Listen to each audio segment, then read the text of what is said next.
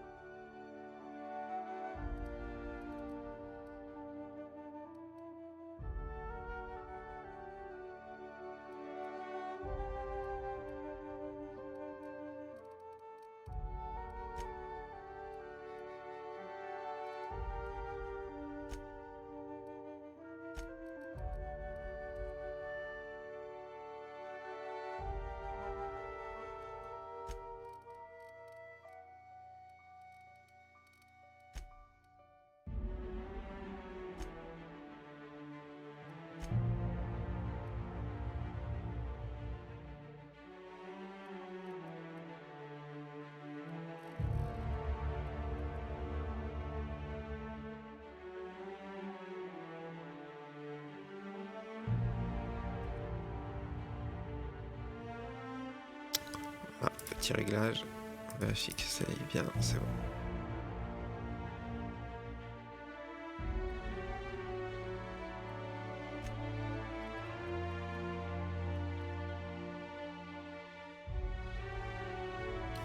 En normal.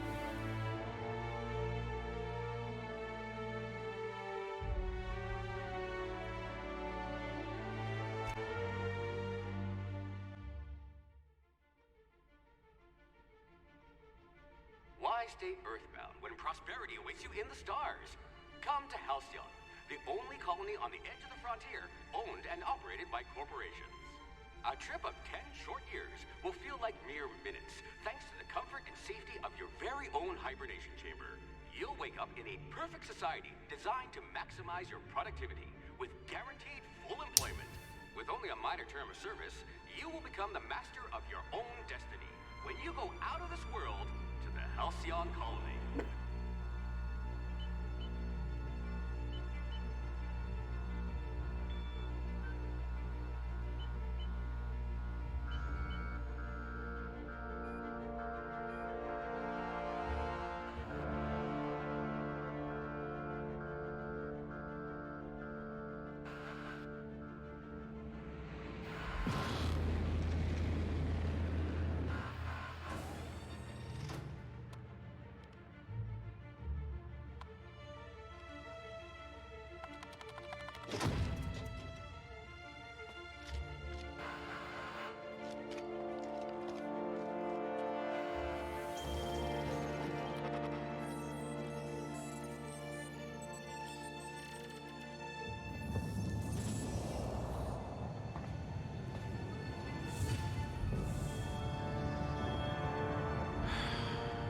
Hundreds of thousands of colonists left adrift out here forever, just to keep from damaging the board's bottom line.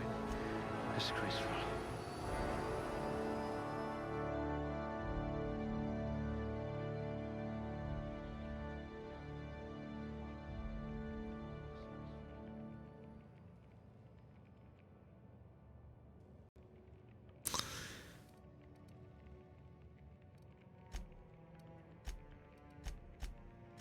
Excellent Okay. cellular integrity, not likely to liquefy.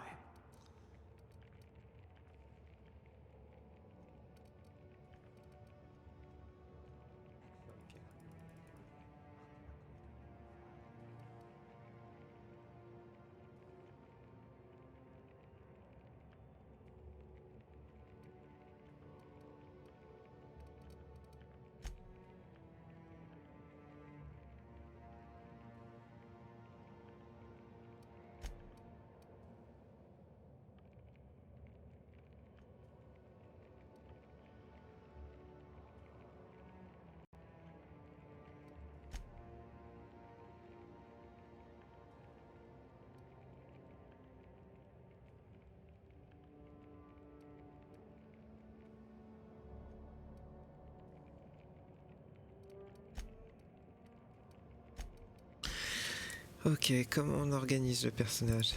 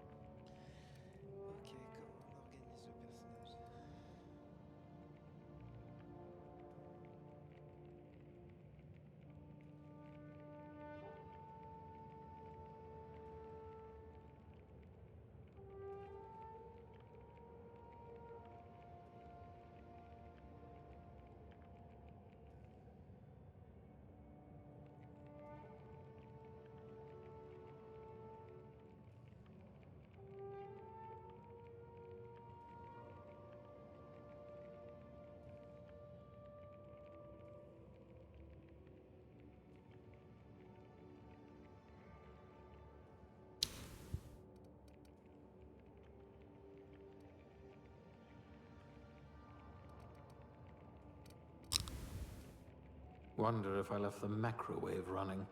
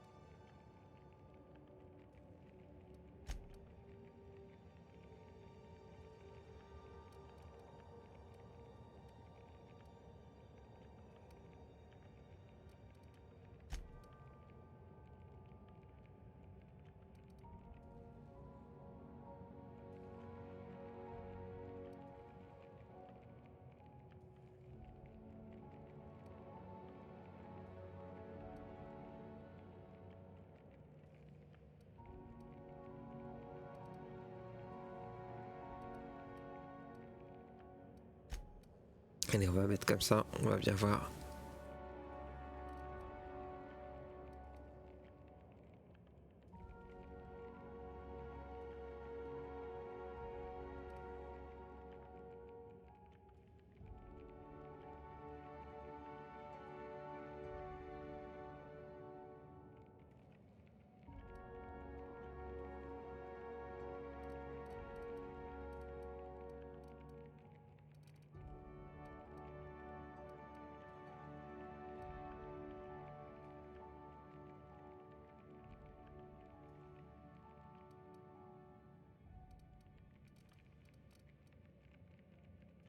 Look at that.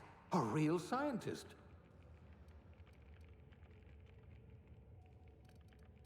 Ok. You certainly know your way around a MacPic.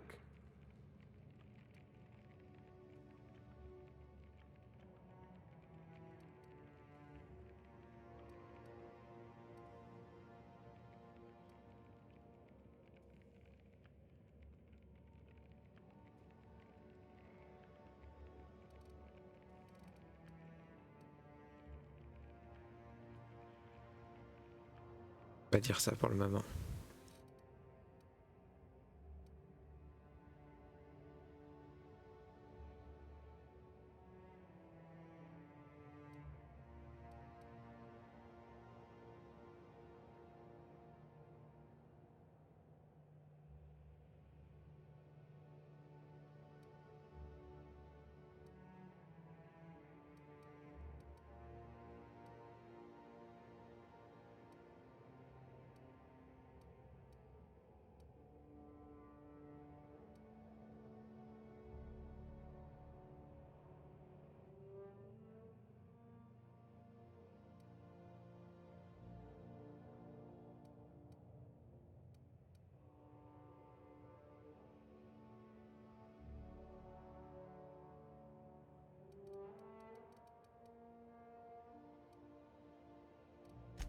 Junior grade? Allez. Oh, morphine dispenser.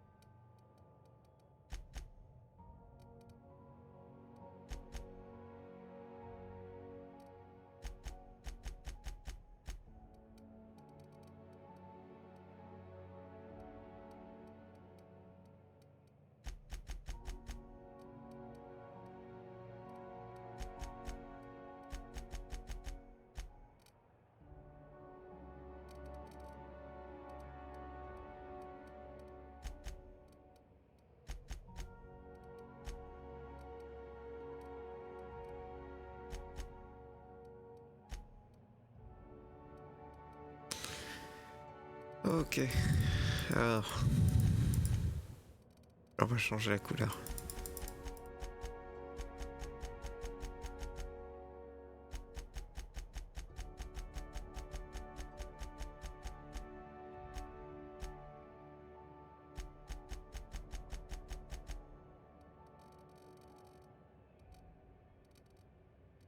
Et genre, toutes les couleurs, elles sont un peu très très moyennes.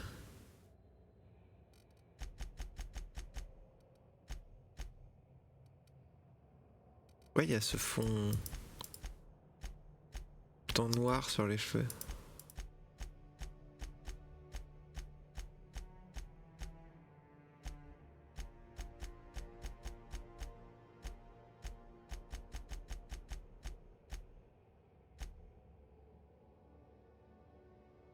Ouais, c'est moyen, mais bon.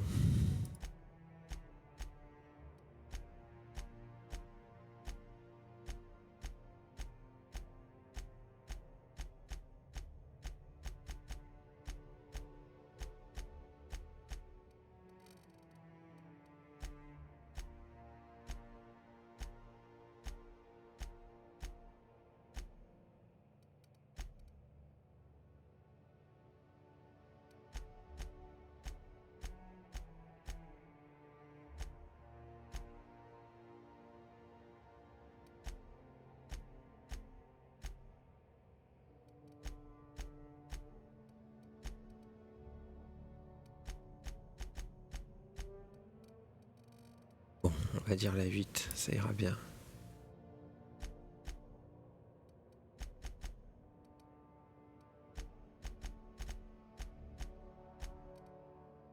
Enfin, ma barbe. Ok, on va pas lui en mettre. Ok, l'allure.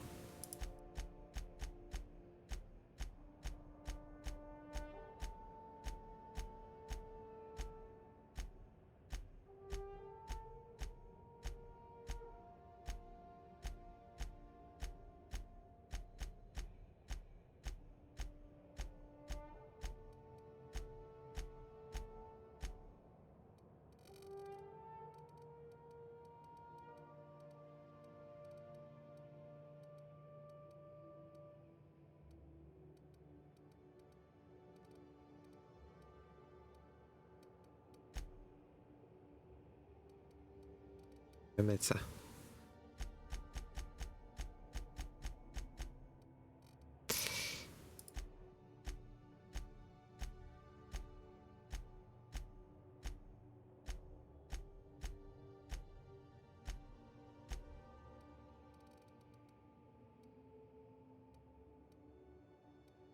Petite cicatrice.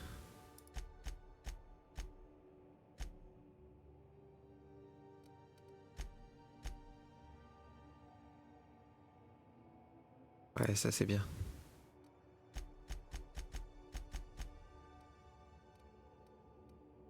On va faire ça. On va la laisser assez jeune. Pas tout à fait aussi jeune parce que elle est quand même médecin.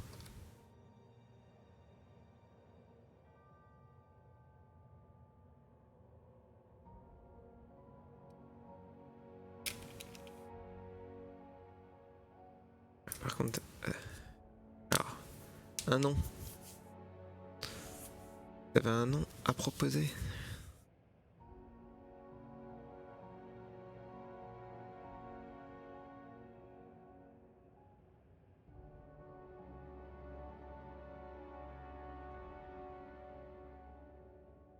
Elle est médecin, on va l'appeler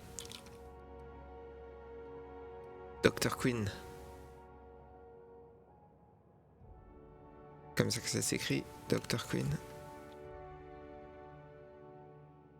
Ouais, c'est avec 2 N.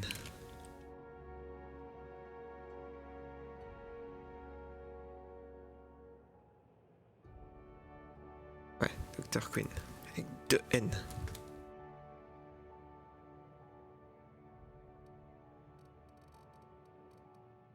Ok, ça me semble good.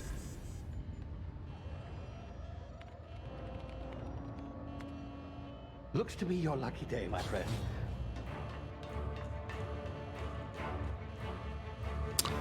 Par contre c'est relou, il n'y a pas les sous-titres. Normalement je les avais mis mais...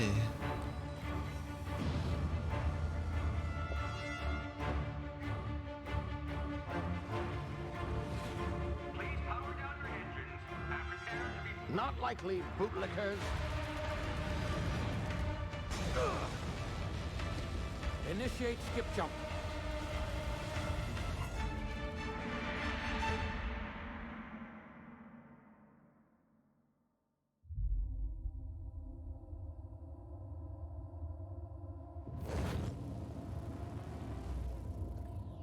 Status.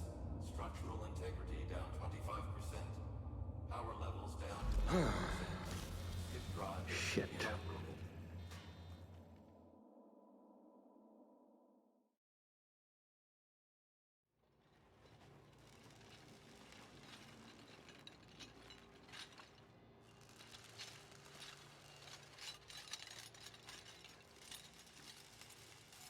Ah, there you are. Wondering what's going on, eh? Bit of bad news there, I'm afraid. Your colony ship was inexplicably knocked out of skip space and forced to complete its journey at sublight speeds. This means that you and every other colonist on the Hope have been in suspended animation for 70 years, give or take. Normally, reviving someone after so long leads to some quite horrifying results. It's called explosive cell death, but it's really more of a liquefaction. Something wrong?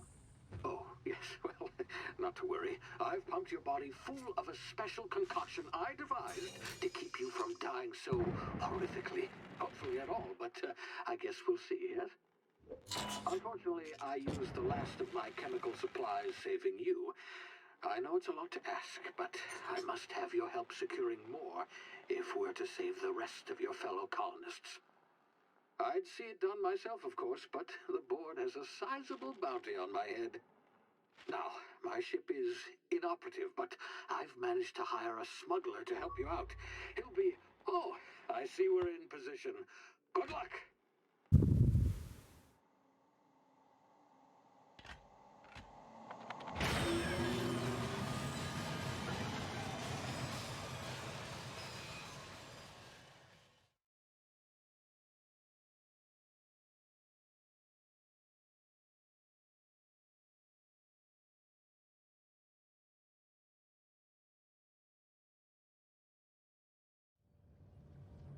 Can you hear me?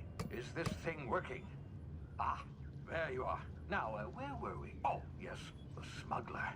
His name is Hawthorne, and he should be waiting for you at the landing site. He's to be your chauffeur, so to speak. Not to worry. I'm told he's a specialist.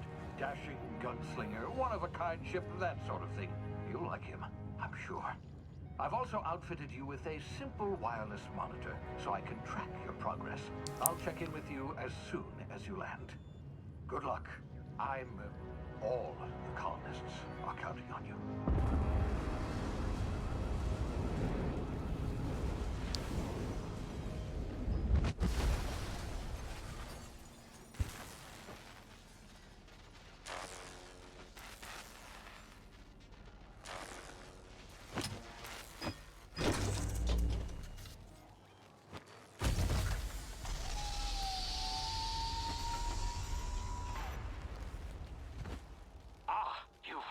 Good. Hawthorne should be close by. What in law's name? Is that him? Oh, that idiot. I told him to plant the beacon and move away, not stand there holding it. Oh well, no sense in letting his ship go to waste.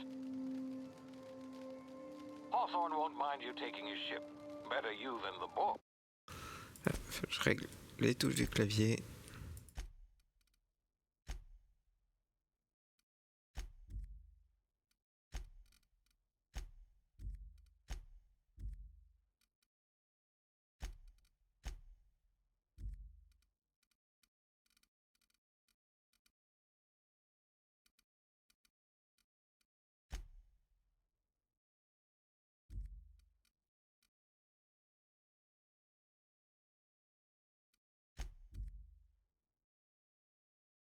Ok, je pense que...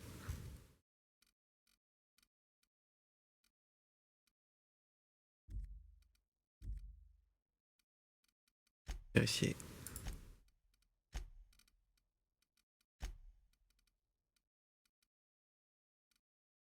Ah, faut que je mette les sous-titres cinématiques. What, Not sure I trusted the fellow. Might have gone after the bounty on my head. Shame about the whole squashing thing. Nasty way to go. Ok, y a rien à récupérer.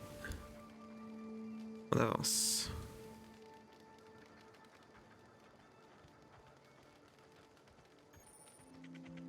On saute.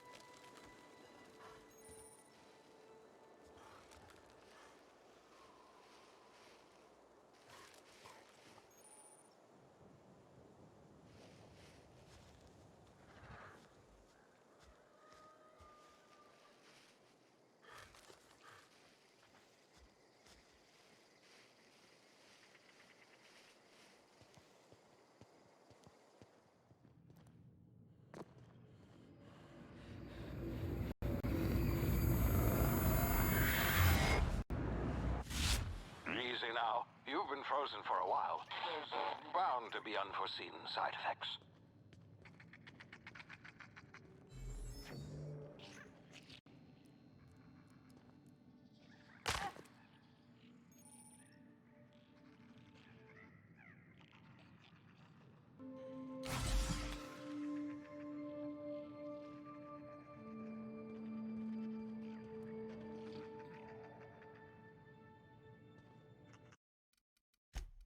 Je vais se baisser un petit peu. Qualité.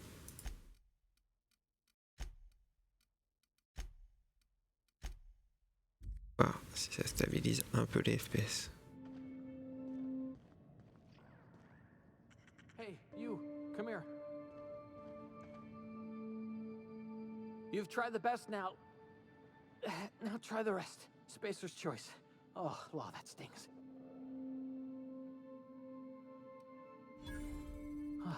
Looks like the bleeding stopped. I owe you one. Hope you don't mind me omitting this little exchange from my report. Spacer's choice doesn't like us accepting outside help. Better, thanks to you. I might have bled out on my own. Or worse, had to go begging the boss for some Adrena time. We were out on patrol. I saw a marauder camp up in the hills. Thought I could take him. Then my gun misfired. Right through my side. I mean, what are the odds of that, right? Just barely scraped by with my life. Crawled in here and blocked off the exit with those canisters.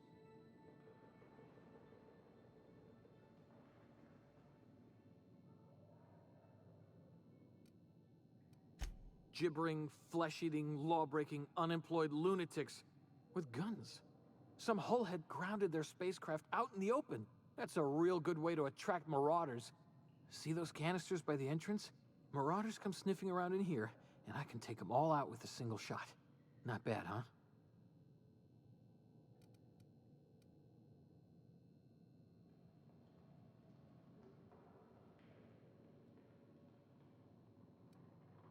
Yeah, okay.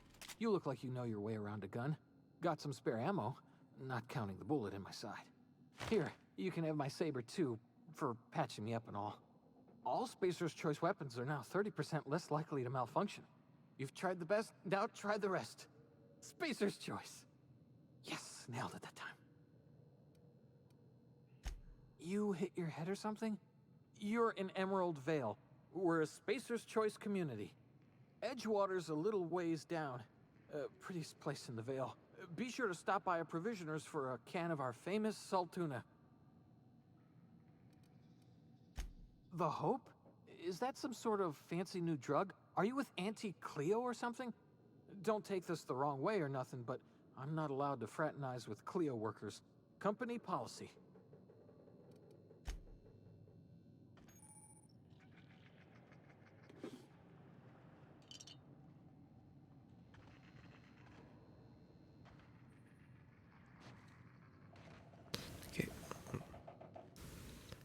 trucs à ramasser.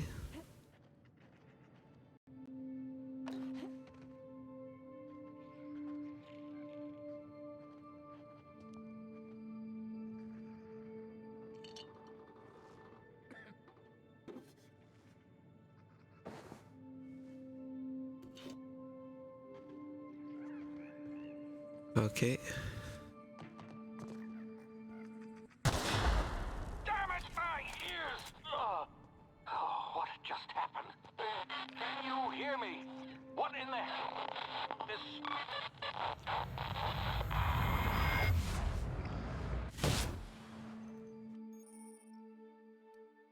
Ok, je vais faire une dilatation avec A.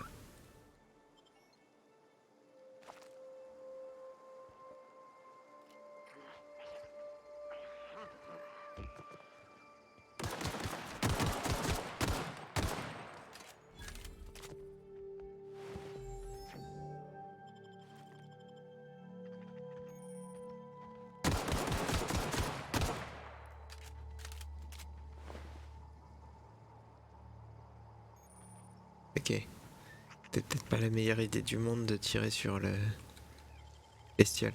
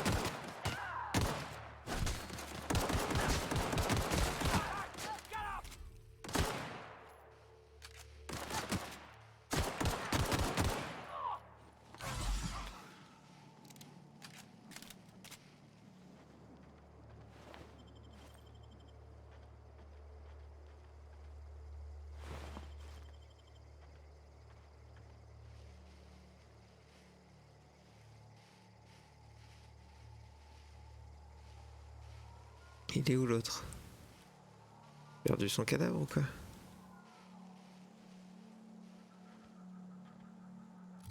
En fait.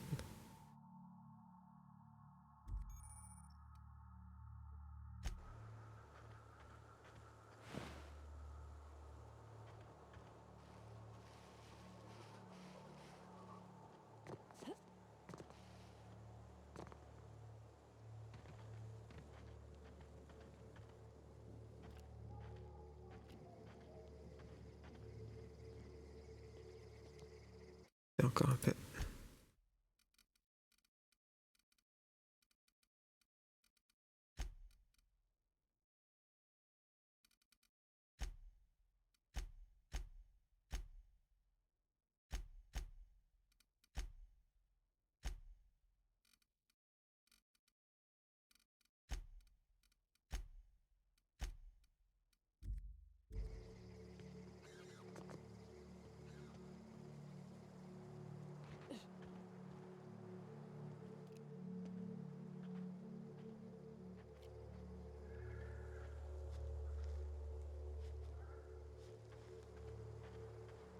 What in the blazes?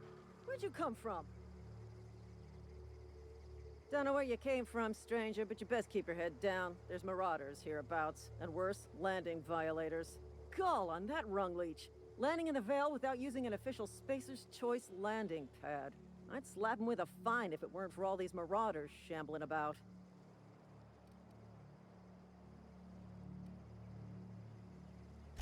Really? How is he? Shouldn't have done that. Spacer's Choice family ain't authorized to receive medical aid from off-brand physicians. We'll see him back to Edgewater. Just as soon as I cross these marauders off with the swift, cost-efficient fury that's made Spacer's Choice the most trusted brand in personal defense, I just, need a couple of winks to catch my breath. Stretch my legs some.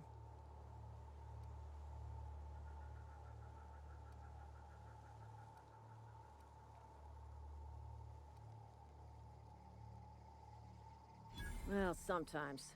Management's real good at cost-benefit analysis. But, seeing as I'm the acting manager in this situation, you know what? You're right. It's time we cross those marauders off, find whoever owns that ship, and file a full report. Then it's gonna be fucking laminated. Here we go.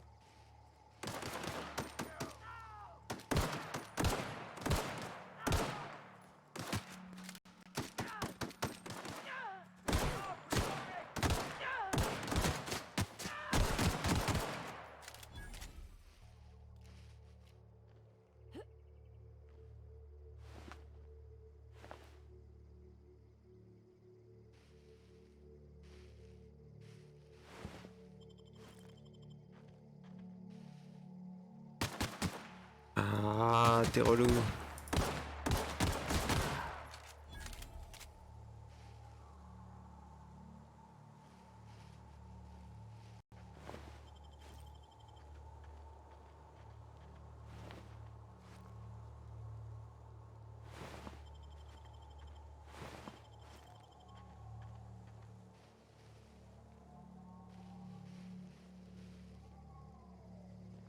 Un truc pour mettre en surbrillance les... On n'a pas regardé déjà.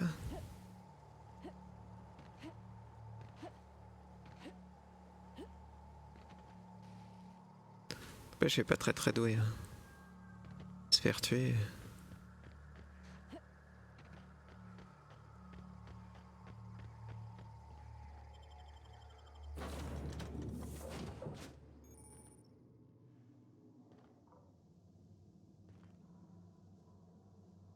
Comment on ouvre la...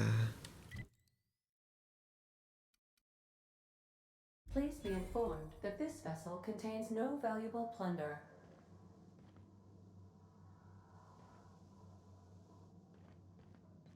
Ok. Smile for my surveillance device, Marauder. I am tracking your...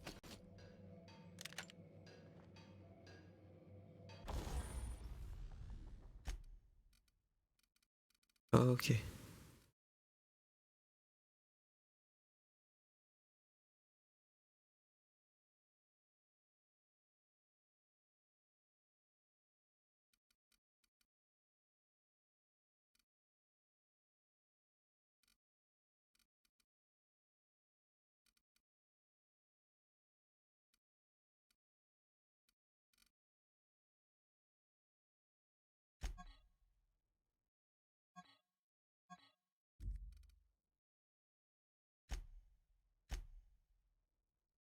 Marauder, please be informed that ignoring me is dangerous for your health.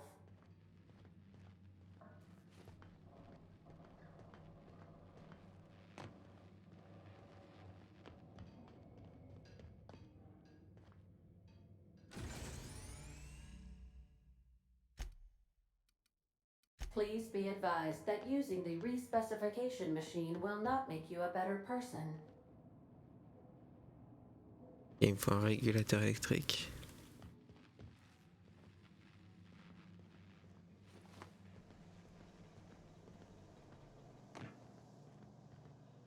C'est les...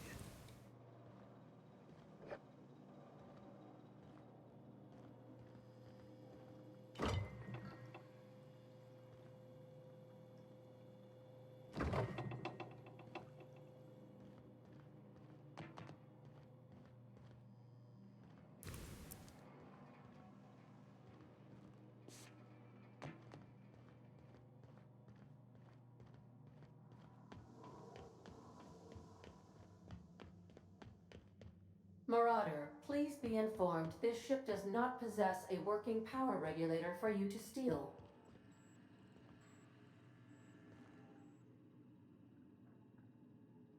Hello, Marauder. I am Ada, the autonomous digital astrogator of this vessel. Please be informed that I am authorized to use violent retribution against unwanted solicitors. Please return any misappropriated equipment and exit this vessel in an orderly fashion. Failure to do so will result in your immediate destruction. Gesture procedures initiated. Disengaging airlocks. Prepare to eject all boarded parties in 5, 4, 3, 2, 1. You are still here.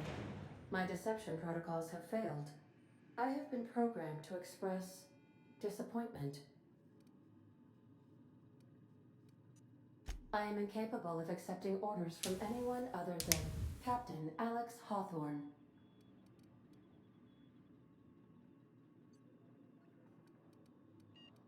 I understand. I will require some time to process this information.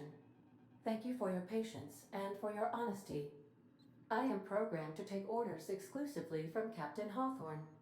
If I accept your orders, then you must be Captain Hawthorne. Do you understand?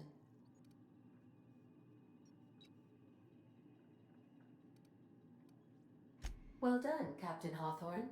I see your powers of deductive reasoning remain intact. Unfortunately, our engine is currently inoperable. Our main drive suffered a critical power failure, and we were forced to make an emergency landing. The main drive's power regulator has been irreparably damaged and must be replaced.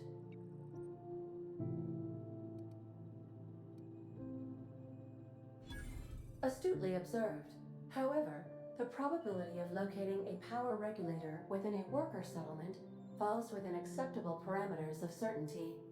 High-capacity power regulators are sometimes employed in the electrical networks of worker settlements. I have taken the liberty of printing you a new Captain's Identity cartridge. Please try not to lose it this time. This cartridge identifies you, Alex Hawthorne, as the registered proprietor and captain of the Unreliable. Do you understand?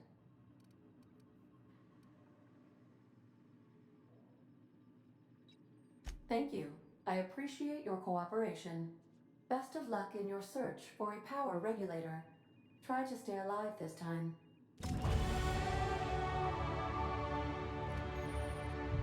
Et on va améliorer les compétences. Ok. Les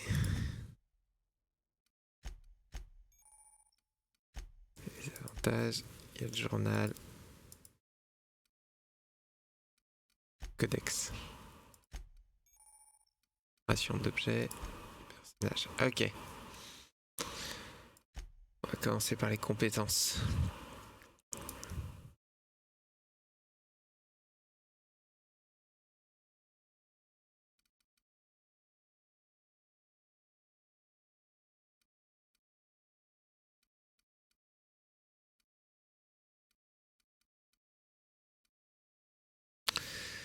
Ok, alors qu'est-ce qu'on va augmenter? Dialogue, c'est bien ça. D'être à 20 sur la persuasion. Ok.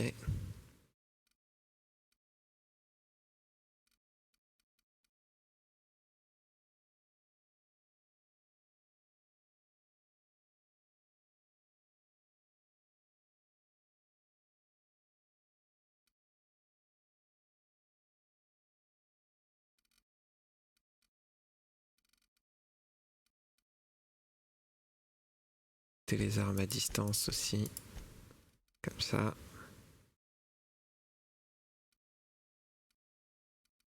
On a les effets de coup sur les armes de poing et les armes longues.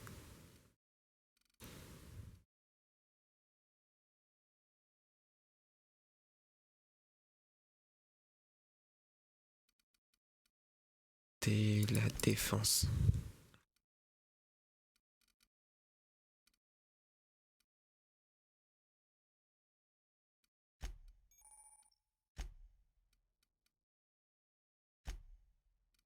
Et pallier un avantage.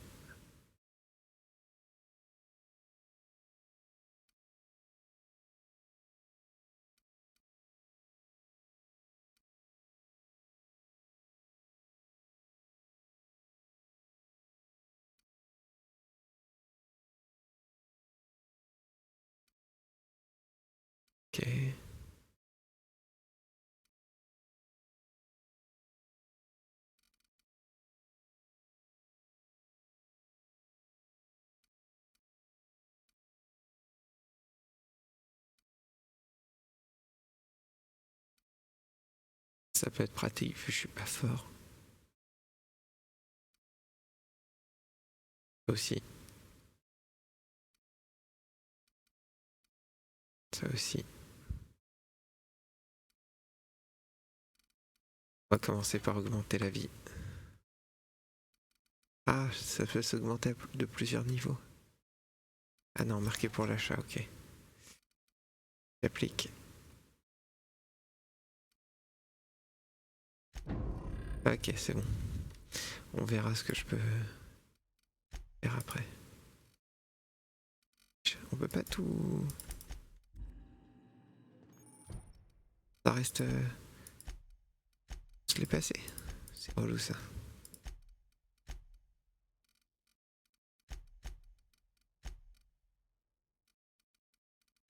Pas avoir une petite étoile en haut.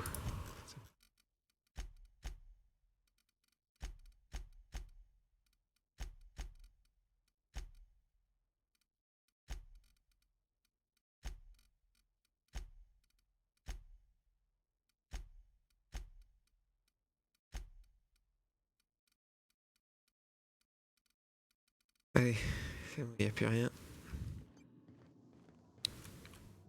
Par contre, ce que j'allais me faire, c'est un petit café. Je reviens dans 2 minutes.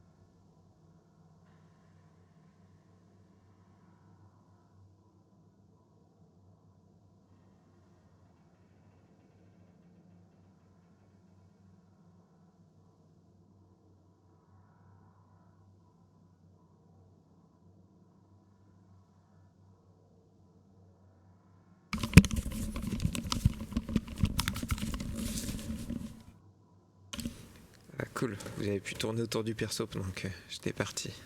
Hop. On ressort. Tiens. I'll be with you, friend. I'm Ernie, from the Spacer's Choice Department of Human Resources. Town sent me hereabouts to check on the guards. Now, seems to me, and correct me if I'm wrong here, but seems to me they're all dead. Mind telling me what happened here?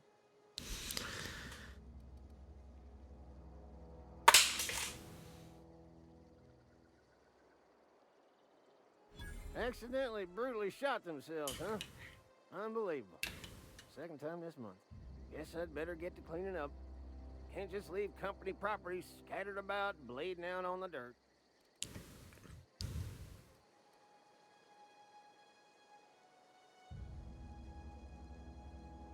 No can do, friend. That armor's Spacer's Choice property. Bodies, too. Living or otherwise. Company policy, you see. You don't want to amble on over to Edgewater at your earliest convenience. Constable's office might have work for someone with your, let's just say, aggressive disposition. Oh, and be sure to stop by the Edgewater Provisioner for a can of salt tuna. It's not the best choice. It's Spacer's choice. Don't get paid bits to chat with strangers. You want to chew the rag, go talk to Silas over by the cemetery.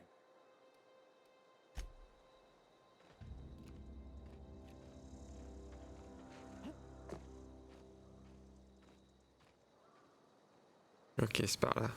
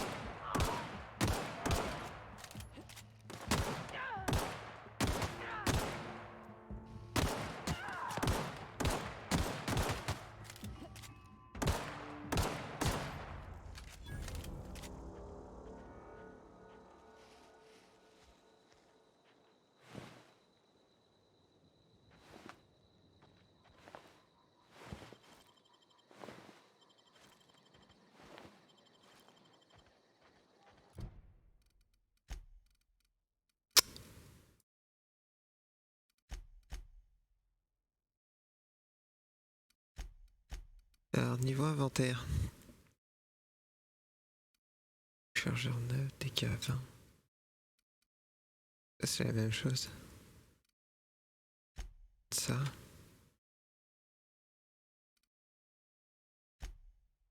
Prendre ça, même si je suis pas fort au corps à corps. Et je vais prendre une deuxième.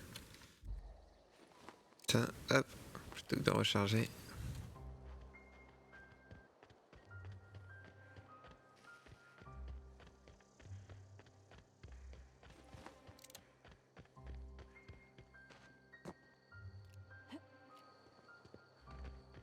Par contre, c'est pas ultra stable. Paramètres graphiques. Hein. Ça.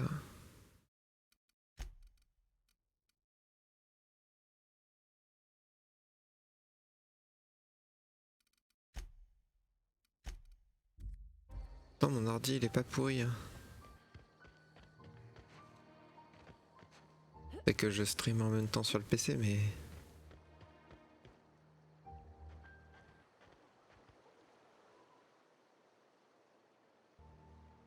Don't go ambling out in those hills. That's marauder territory, friend.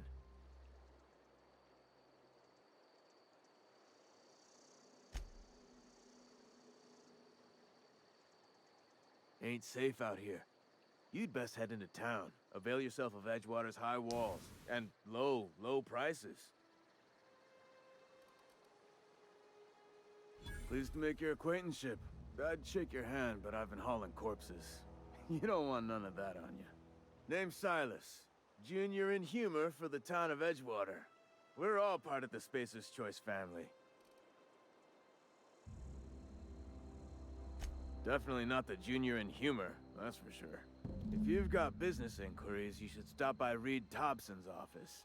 He's up in the tower above the cannery. Head into town, follow the road. Look, you obviously ain't a worker. What's your racket? You a smuggler? Freelancer?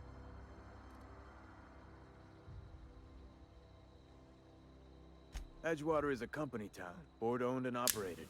That includes the cemetery. None of us own our grave sites, we rent them from the company. Renting means money. Money means paperwork.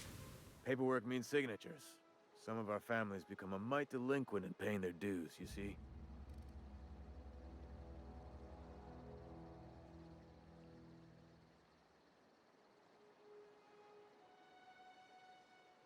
Quotas, mostly. Got a backlog of graves to fill. Bodies won't bury themselves, you know? 4 workers still haven't paid up. Phyllis, Conrad, Ludwig, and Martin Abernathy. He's a special case. You may want to twist his arm a little. He just is. Look, I don't want to get into it. Just make sure he pays up. Conrad's got a barbershop in town. Phyllis works at the cannery most hours. Abernathy... I ain't seen him in a few days. His domicile is near the cannery. You'll find him in town. All except Ludwig, that is. He's over by the landing pad. Yeah?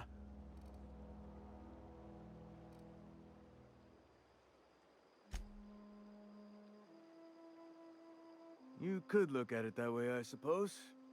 You could look at us and say, those Edgewater saps lost near every soul to plague. But you'd be wrong. We're survivors. Loyal company folk, brave in the wilds. Every now and again, a virulent plague sweeps through our town. That's life on the frontier, I suppose. A body grows accustomed. Hang on, I'm doing some math in my head. 20, 30, carry the one... all my life? Work's been real good to me. Fresh air, exercise. Only problem's the paperwork. Can't get anybody to pay their gravesite fees. Former people, yeah.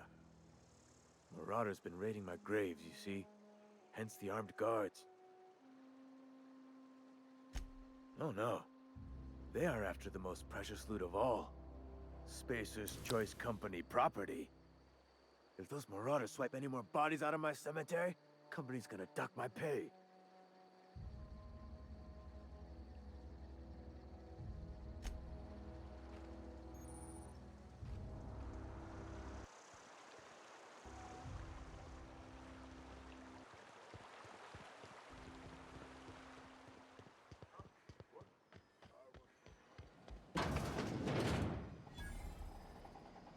Type que ça rame autant.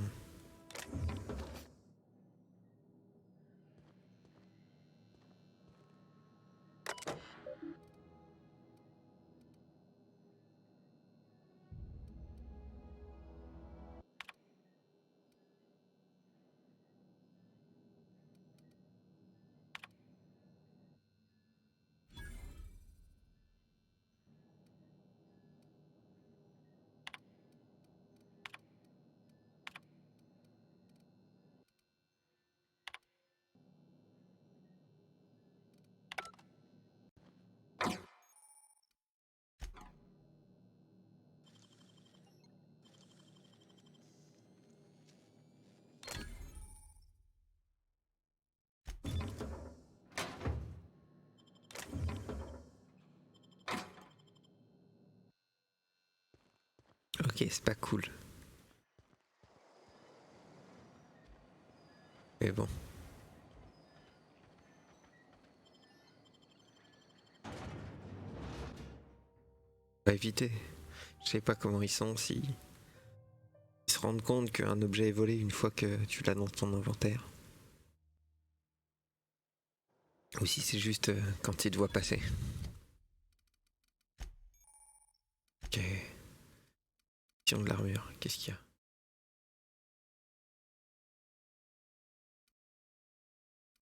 Ratage, furtivité.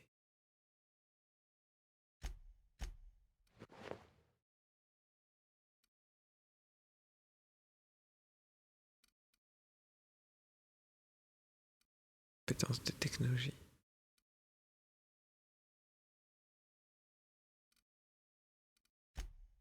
Hop. Ouais, ça c'est consommable.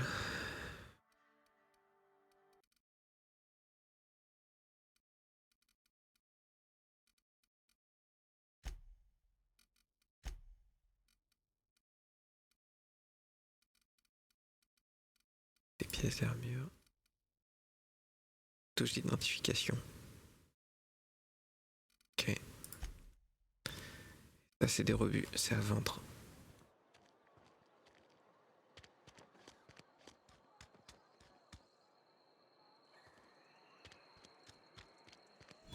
Ok, on va commencer.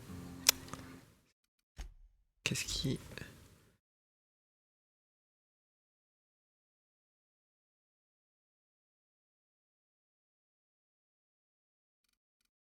Vraiment, le jeu, il est mal optimisé.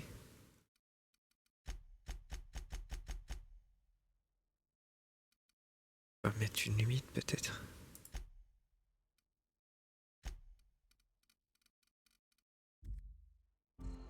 On va voir.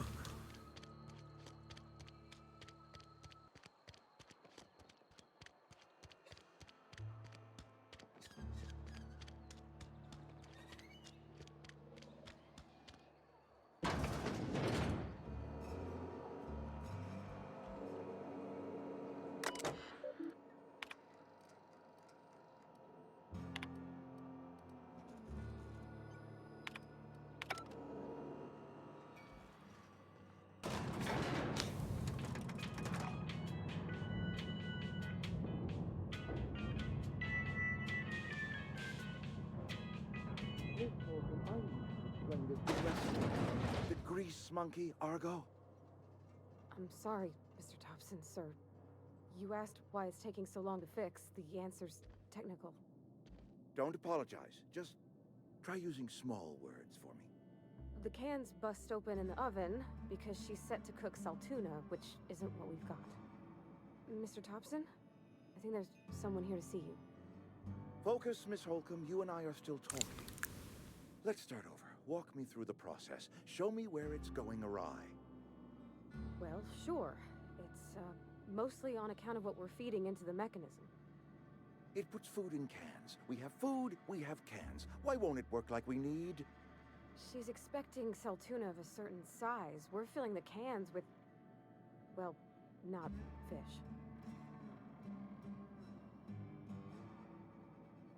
Seems we've got a guest. Really now, Parvati, I do wish you'd spoken up. I do apologize. I was given no forewarning of your arrival, or I might have welcomed you at the gates myself. I'm Reed Thompson, Outpost Administrator. I cannot help but notice you are not in uniform.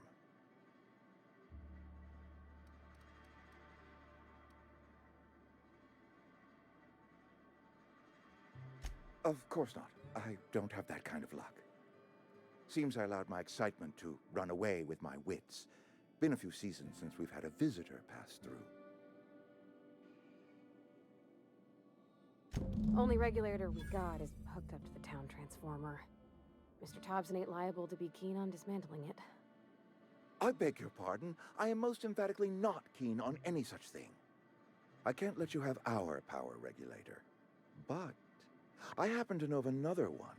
And I happen to know exactly how you may retrieve it without frying yourself in the process. Oh, yes.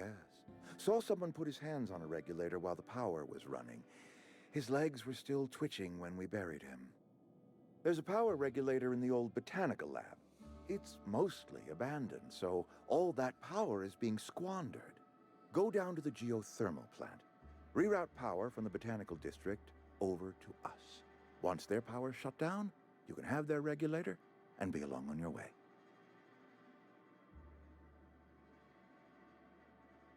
I was not entirely sure how to tell you this. The botanical labs are not legally inhabited, but there are people who live there.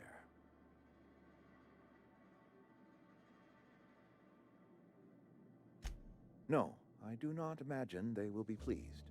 But like a parent disciplining an unruly child, you will be doing them a kindness. The people living in the botanical labs, they're deserters, former workers. I need them back at their posts. I need them to come home. Edgewater is struggling. We haven't hit our production quota in years. If we don't meet our quotas this year, the company might shut us down for good. I need those workers back at their stations.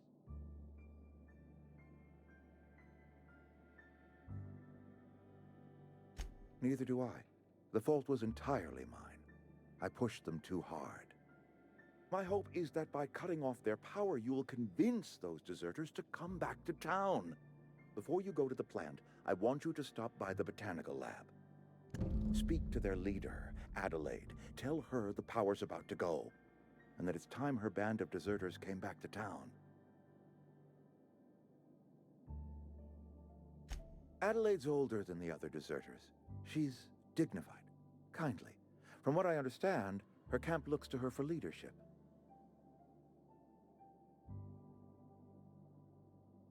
That is not a hypothetical I enjoy entertaining. We need Adelaide back. Nonetheless, I will settle for the return of her followers. We belong to one community, the Spacer's Choice family. If we dissolve into factions, then we will all perish separately. Adelaide will understand that. My dad told me all about the plant. Taught me all he knew. I could come in useful. I mean, if that's all right with you, Mr. Thompson. Sir. I hesitate to part ways with Miss Holcomb, but I cannot deny that she is talented and may prove useful to you. You will need an administrative passcode in order to enter the plant. I am trusting you with mine, and trusting Miss Holcomb to guide you if you'd like. Great! I got my wrenches and diagnosticators and hairpins and engine tape, so I'm all set. Well, I am glad to hear that. Best of luck to you, and thank you again for your help. It is a lot to ask of a stranger, I know.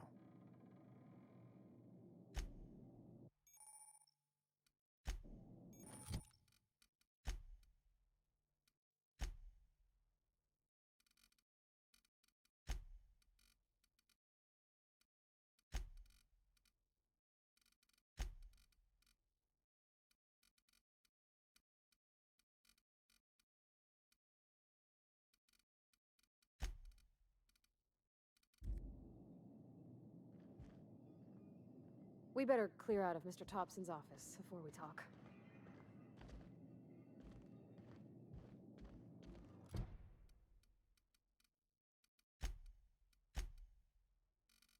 Ah.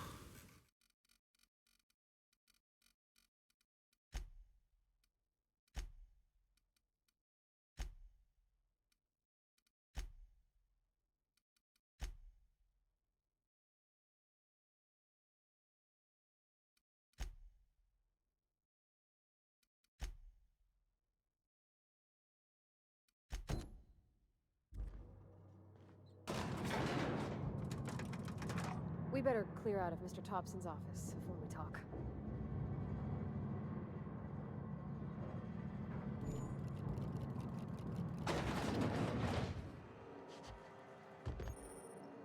Hey, ma'am, can we talk? Sorry.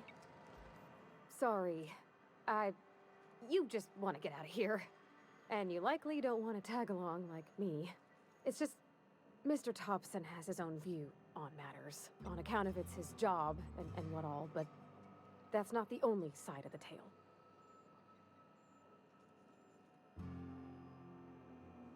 To Mr. Thompson, a person's a gear. It does its job quiet-like. If it squeaks or stutters, it gets replaced. The deserters are decent folk. I knew some of them before they left.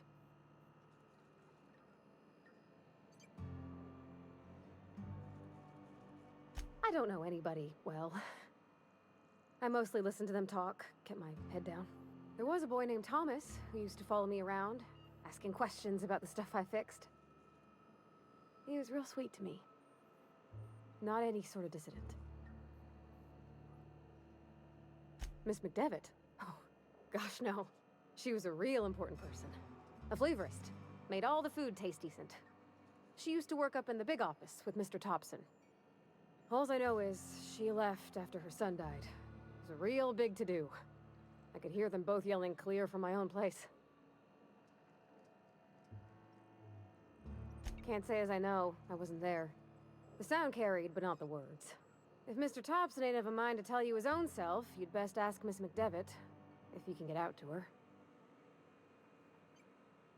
Life's hard here, especially for them that don't fit in so well.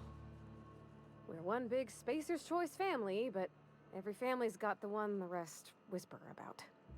Mr. Thompson's aiming to take away their power. They'll have no lights to see, nor heat to cook. They'll be at the mercy of marauders, or worse. I think you should talk to the town's vicar about it. Max, his name is.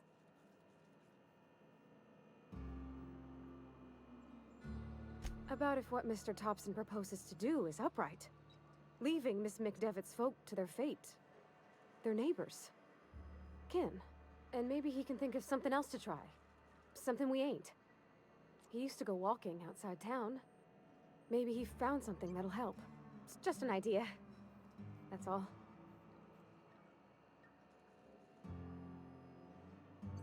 The mission's on the east side of town. You can't miss it, on account of it being the only clean thing. Thanks, ma'am. I just think when you gotta make a decision that'll hurt somebody, it's best to think on the right and wrong of it. That's what my dad used to say anyways.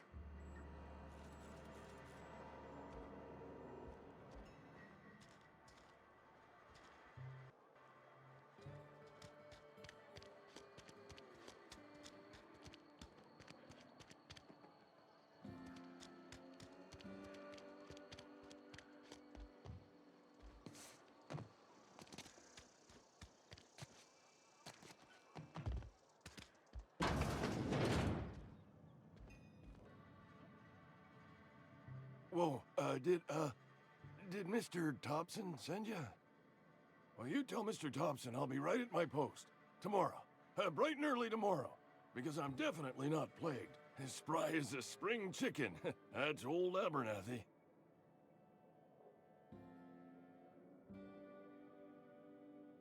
You some sort of wandering alienist? Walking into a man's own domicile, pestering him about his mental state? What? No. I mean, I might be. That depends on who's asking. Silas knows, doesn't he? That's why he sent you. That's why he wants me to pay up. He knows.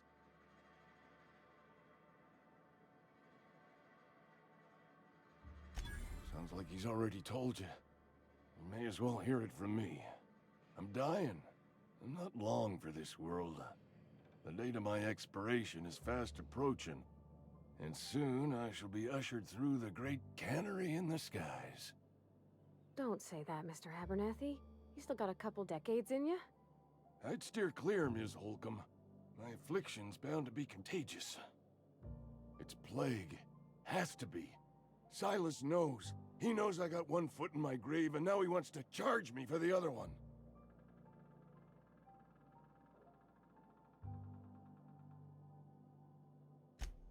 You are? Oh, wow. First time anyone's ever told me that. I'll pay your fees. I don't want any trouble from Silas.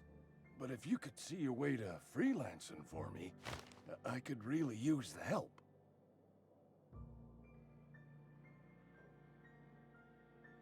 There's a cache of anthracillin tucked away in the old community center. Powerful stuff.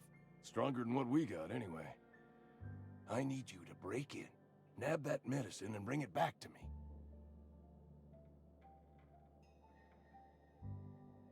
I'll do what I can. I tried medicating myself with adrenatime. Didn't do much for me, as far as I can tell. Anyway, I can't just buy medicine. Distribution of medicine is strictly prohibited to any workers beneath the acceptable margin of health. Company policy. More like the company won't treat me because I'm not healthy enough.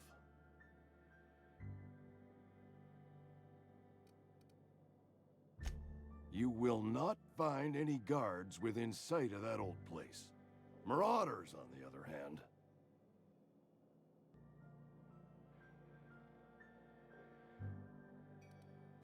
I have it on good authority. There's a gang of them squatting there. I advise stepping softly. So you'll do it then? You oblige me with your haste. I think I feel the plague spreading. Oh, Law, it's in my spleen now. I can feel it.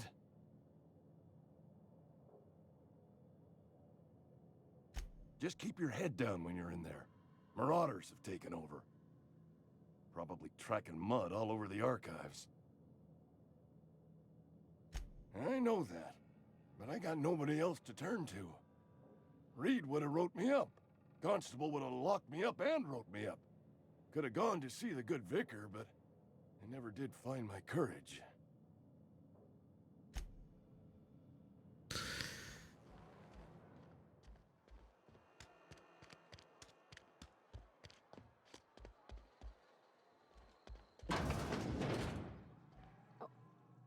Please don't touch anything. Your hands are probably crawling with germs. Physical hygiene recapitulates moral hygiene. Cleanliness is next to lawfulness.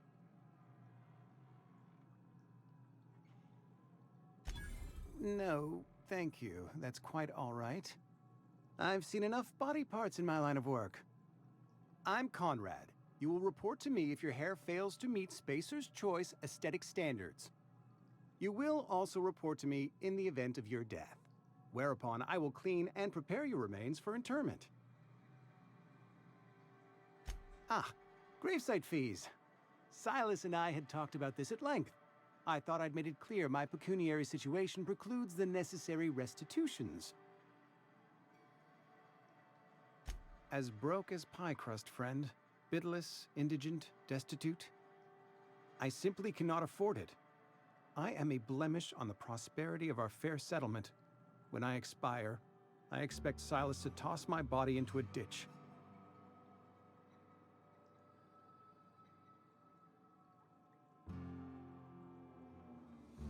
Thank you, no. I despise the cereals. Tell Silas I can't afford to pay, and that I fully expect to have my medical rights revoked for this dereliction. With my apologies. Some time ago, I fell ill with the plague. By the grace of the law, and through my own hard work, I'd proven worthy of treatment. Frankly, I don't imagine I'll earn that right a second time. The barber work hasn't been profitable, you see. I've had to keep this old place running with my own savings. Not a bad idea. But I'd need some kind of collateral. My pair of lucky clippers. No, that won't do. Your idea intrigues me, but I'm afraid I don't have anything to give Silas. I'm open to suggestions.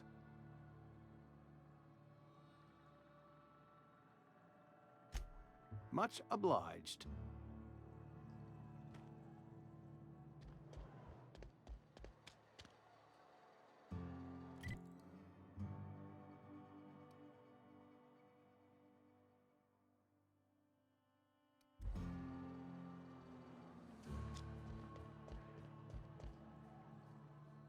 What can I do for you? Oh? Am I in the company of a fellow doctor?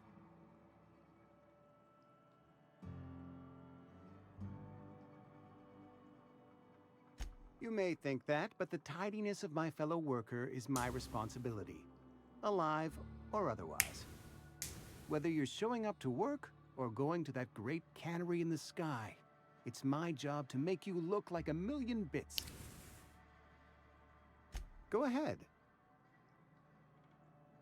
Edgewater has been good to me. I consider myself privileged to work here. I am never wanting for work, not since the plague started. The plague's come at us with a vengeance this year. Lost 6 workers in as many months. I wouldn't call them good workers, mind you. If they were any good, they'd have been treated. Still, it is a shame. Fever, chills, fatigue, aching, vomiting, an excess of phlegm, a tendency towards belly aching.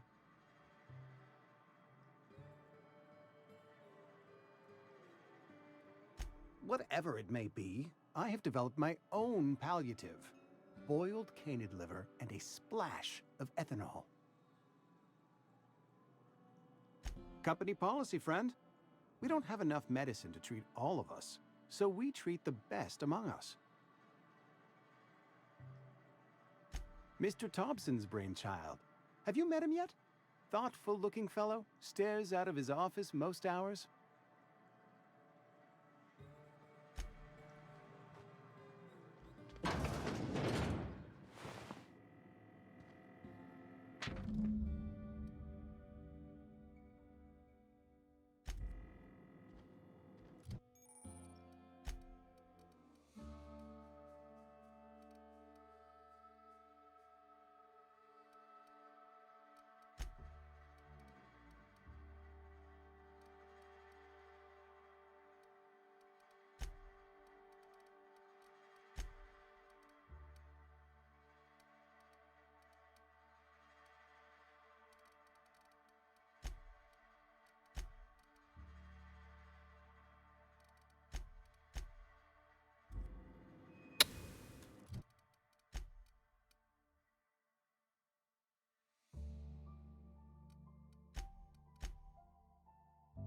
J'ai pas tout vu.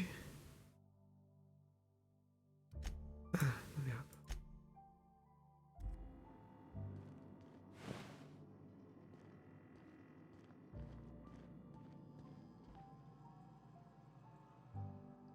What can I do for you?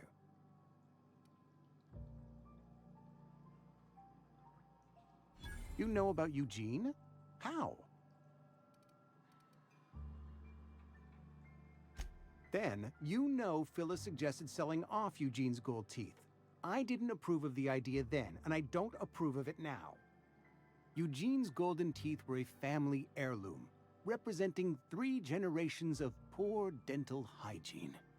He took them to his grave.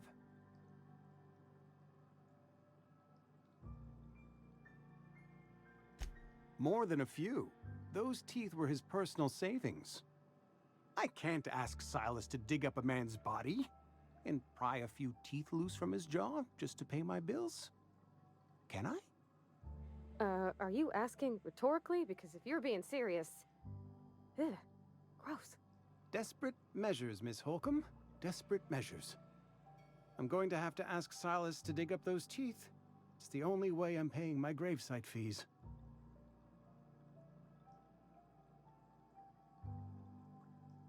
I'm sure that I have no other choice. Here you are. Gravesite papers affixed with my signature and an IOU. Allez, c'est bon, on s'est occupé de ça. Non, non, c'est pas ça.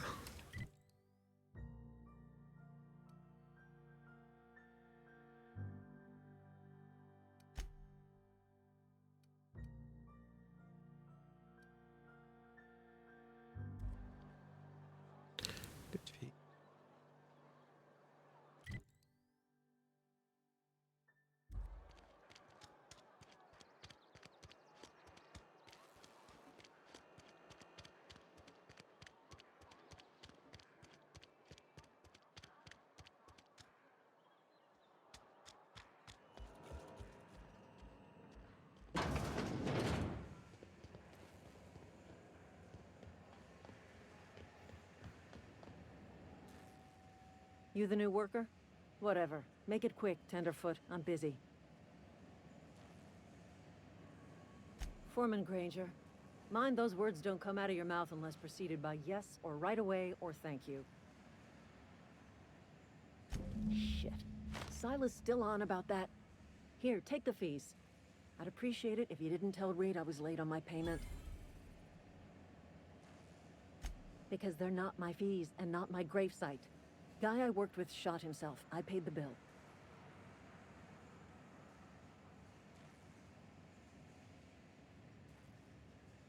I could do without the sarcasm. Wasn't acting out of the goodness of my heart. Law requires delinquent gravesite fees to be paid by the deceased party's closest living relative, which meant me. Shame, though. Eugene was a good worker. Woke up one morning and put a round through his upper story. Can't imagine why. The kid was doing all right at his desk. We all thought he was an upstanding receptionist. Just between the two of us, I'm pretty shocked his weapon didn't misfire. Spacer's Choice handguns aren't the most reliable. Not half as awful as the bill Eugene left us with. Suicide's a crime. The legal term is irreparable damage to company property. What Eugene did to himself was vandalism. When one of your workers commits a crime, the entire town pays for it.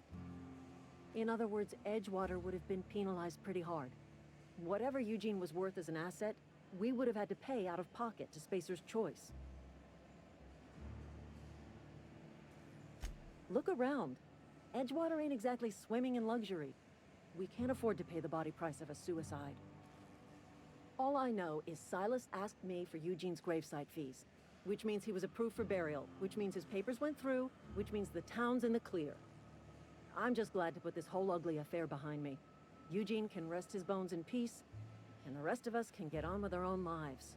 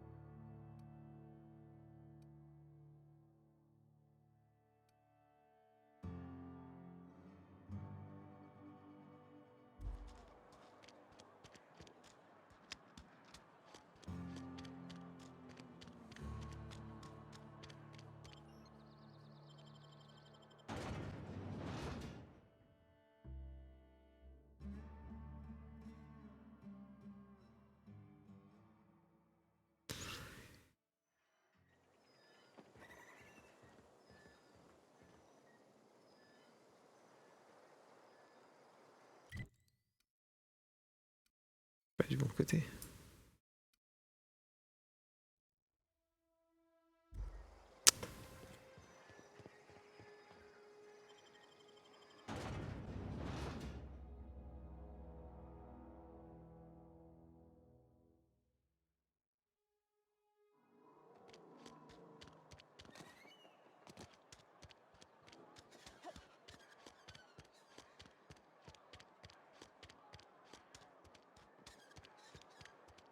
Sorry, I'll just be a minute.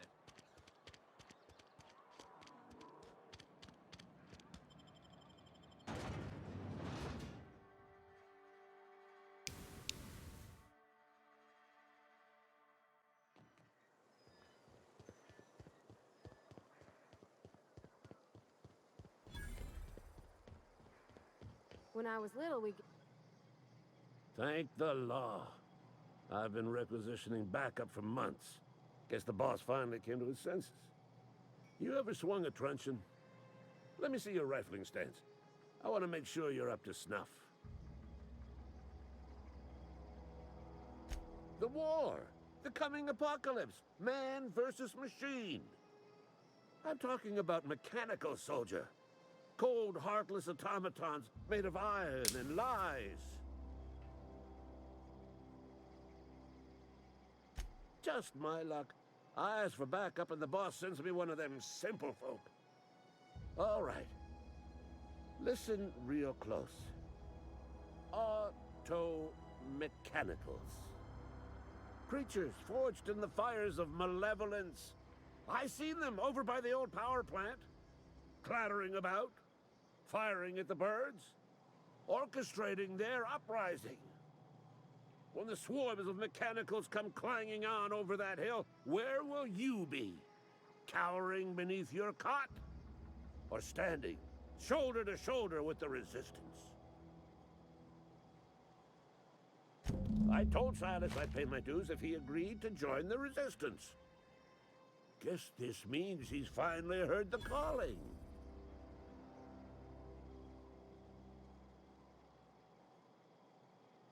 Mechanical repellent!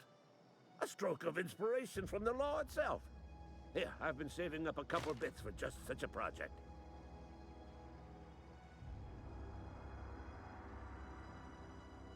I've been gathering up a war chest over the years.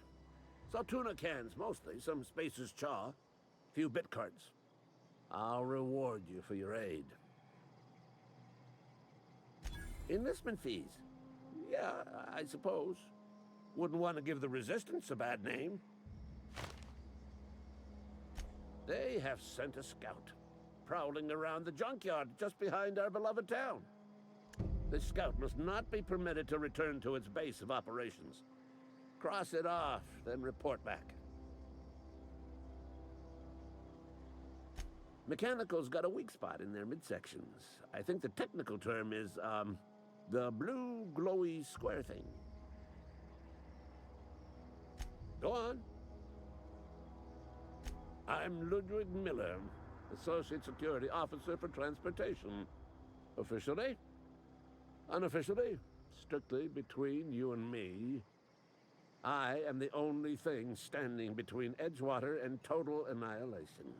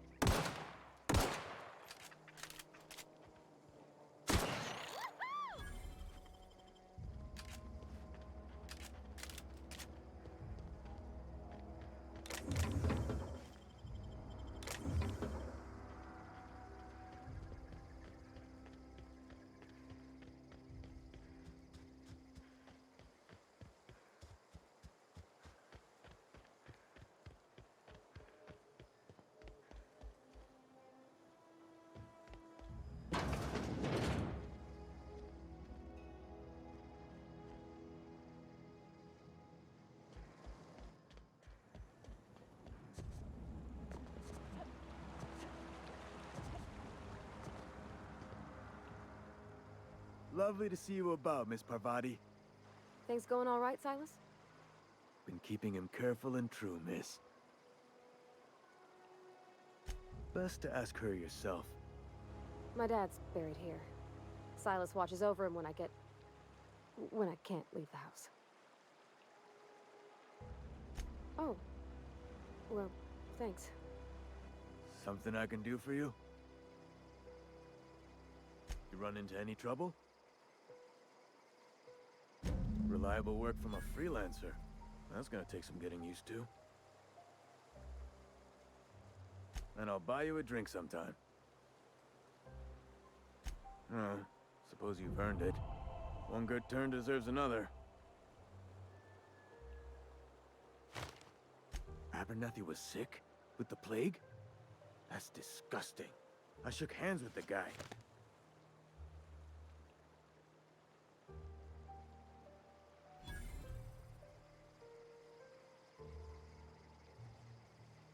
I needed his fees because of his name.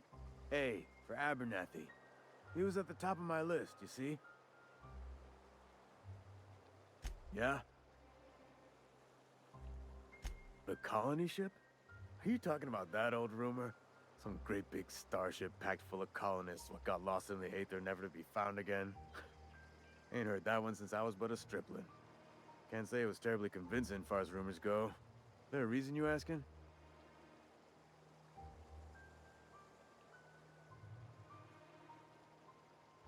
All right, easy now. No need to get your hackles up. Maybe you've been out in the sun too long. Why don't you head over to the cantina? Get yourself some zero-G brew. It's a brew that's good for what ails you.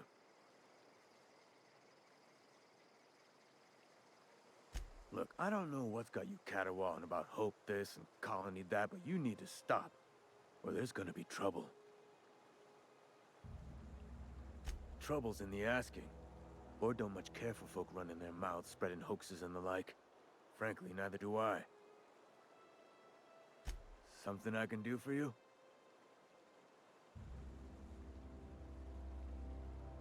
Yeah? What about him?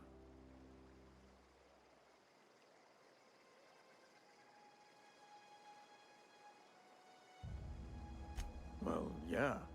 It's what I'm contractually obligated to do. What's this about?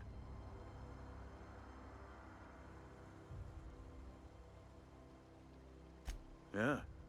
Funny thing, Eugene's body ain't where it's supposed to be. The night we was supposed to commend his body to the earth, I had his grave all dug up and ready, right? And so I thought, I'll just rest my eyes a bit. When I woke up, his body was gone. Spirited away. Vanished. The footprints nearby suggested that Eugene was stolen by marauders. Or he rose from the dead. Let me know if you find anything. Yeah?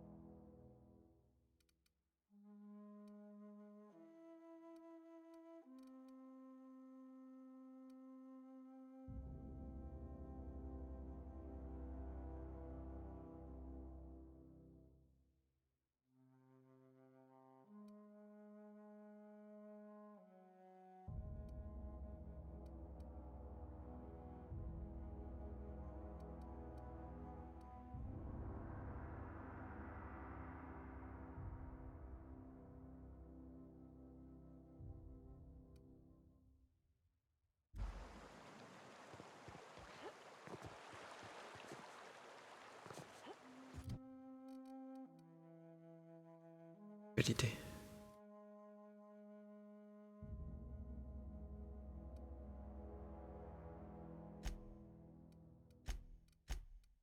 Ok, qu'est-ce que je vais faire?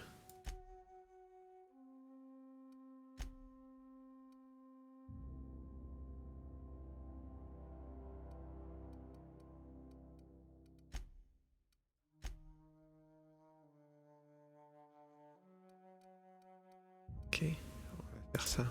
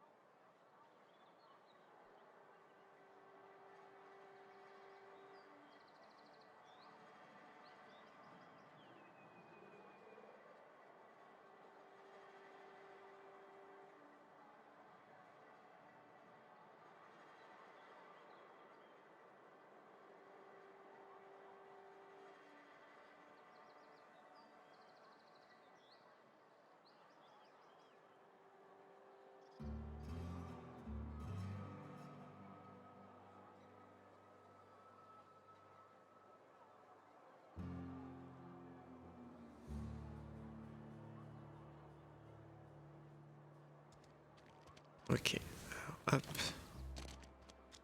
Et voir le vicaire.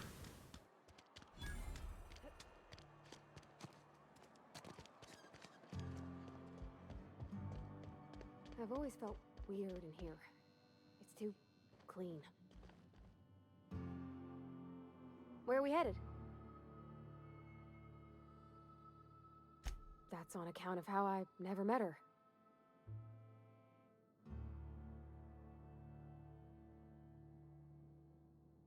She was in another division of the Spacer's Choice family. She worked in the Vale a few months, sorting the cannery computers. Her contract said any kids she had, expected or not, belonged to her office from the time of conception. So when I was born, I got sent here.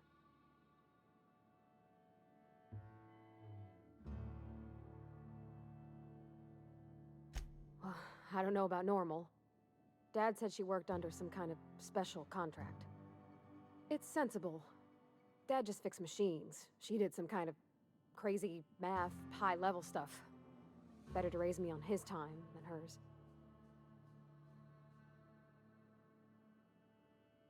You mean about the mission being too clean?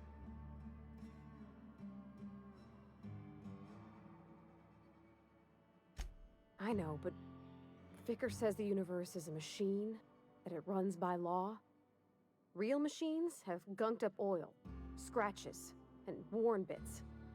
You can tell they've seen handling, been used by folk. The machine Vicker sees is one ain't never been run. It's not for people to live in. It's something on a museum shelf, under glass. Fixing the universe is a job for somebody way better than the likes of me.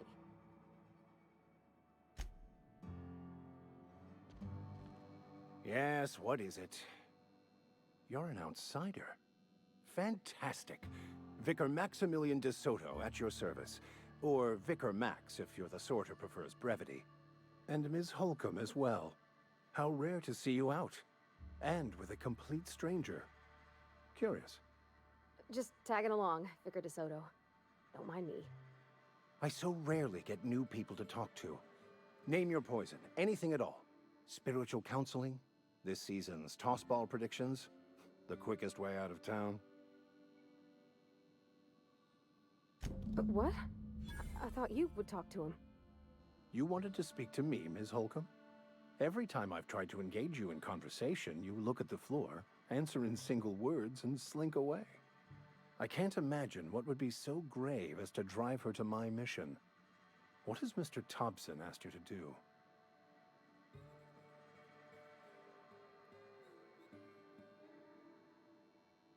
Depriving them of safety from the marauders and wildlife. I can see why that troubles you.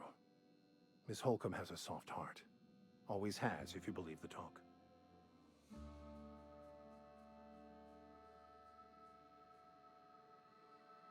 They rejected the order of society and live beyond the walls so thoughtfully provided by our Spacer's Choice patrons. Does that strike you as a responsible life choice? Astute. But I am here, not in the deserter camp. So that's not a variable I can account for. Assuming your goal is to save as many as possible, then you should bring everyone together. Send the power to Edgewater and convince the deserters to return to the fold.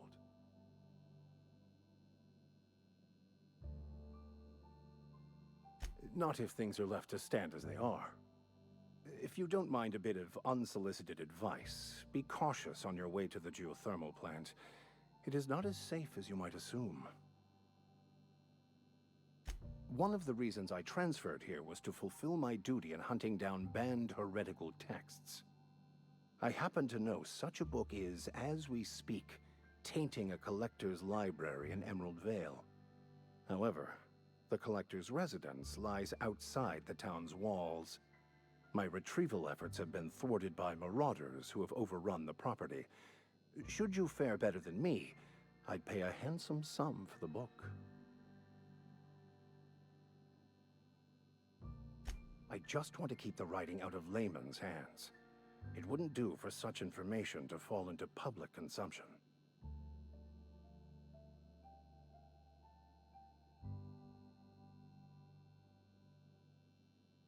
Glad we see eye to eye. It's a handwritten journal, a faded blue cover with the name M. Bakonu handwritten in the lower corner. I'll mark where I saw it on your map.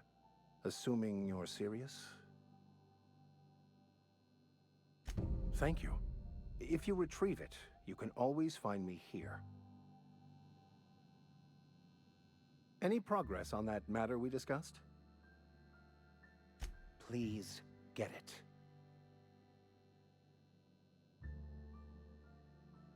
A religious text deemed heretical by the OSI is an unsafe object at large, though I understand why a collector would desire to possess such a rare book.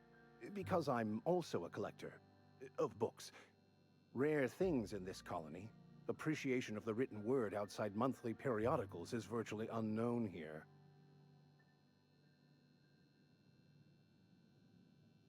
I've never seen you before, and there's been no paperwork indicating a transfer.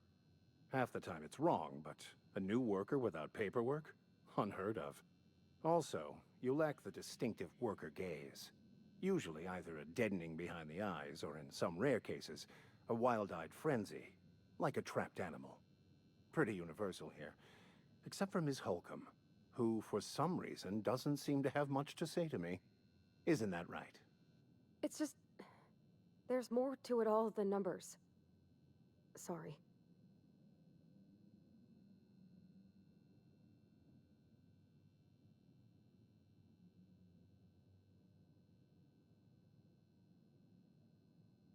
I'm simply bemoaning the level of spiritual awareness in this town.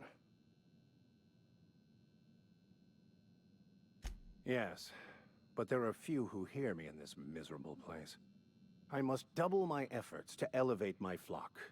These are good, hard-working people here. Yes, and thank you for pointing it out. It is wrong of me to succumb to distress.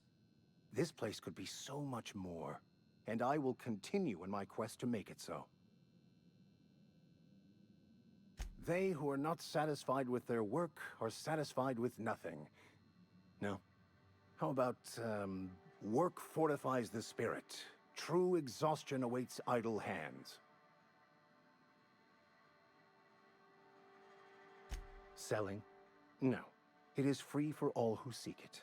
I'm sorry you don't find these tried and true words of wisdom to your liking.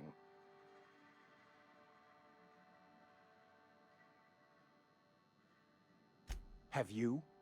These people need something, anything they can grasp to survive. Delving into the metaphysical minutiae of the grand plan would be nonsense to them, if not worse. My apologies. The townsfolk are having a tough time of it. And it's been difficult for me to enrich their lives. They are good people. It is just... difficult to reach them.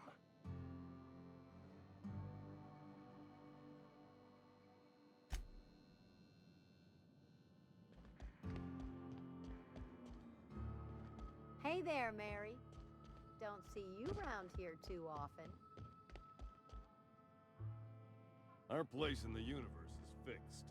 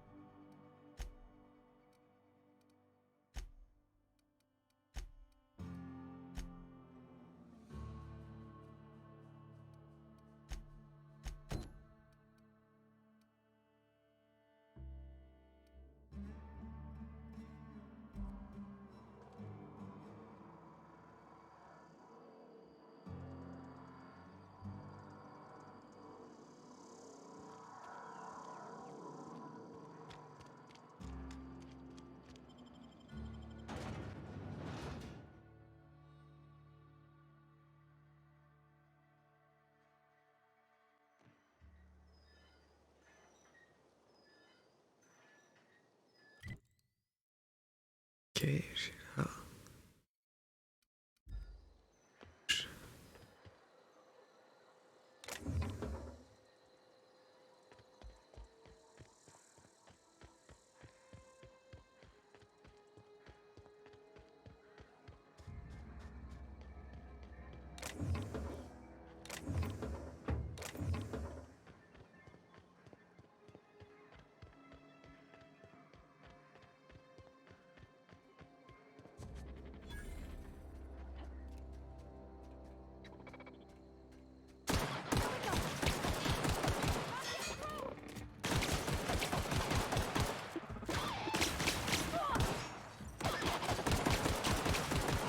That's the last of them!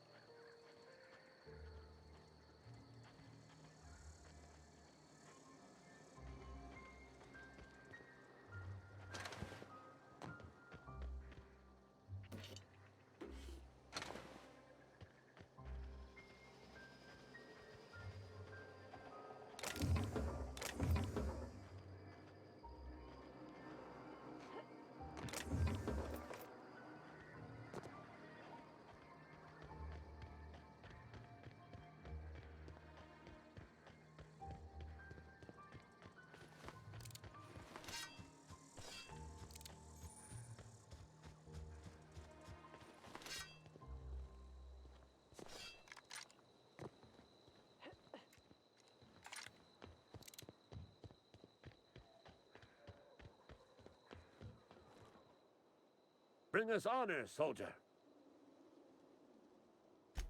You beat that scout to scrap with its own legs? Pulled its optic cables out its head case? Actually, don't tell me. Rather use my imagination. You're a passing fair soldier, I will confess. But you are one, and the enemy is legion. What you need is an equalizer, a weapon to strike fear in their cold, mechanical hearts. Cantina, lavatory, behind one of the toilets. That's where I've kept it hidden all these years. Sharp, ain't it? The lavatory is the very last place a mechanical has need to enter. On the double, soldier. Don't want the bartender poking around in there with a mop.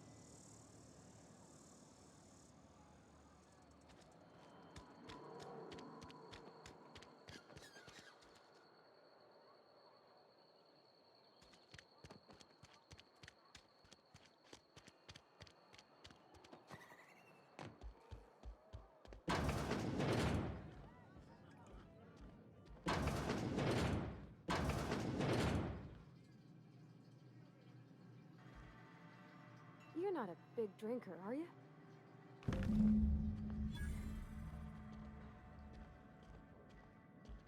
We could use those. Yeah, huh? In the bar? When I asked if you were a drinker? Sorry. I know, it's none of my business.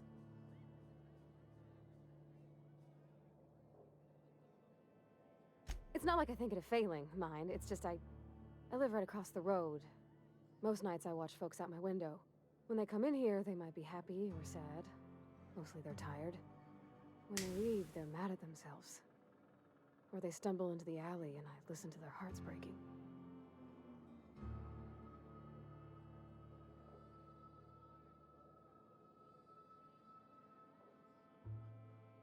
Maybe so, but we don't think on it that way.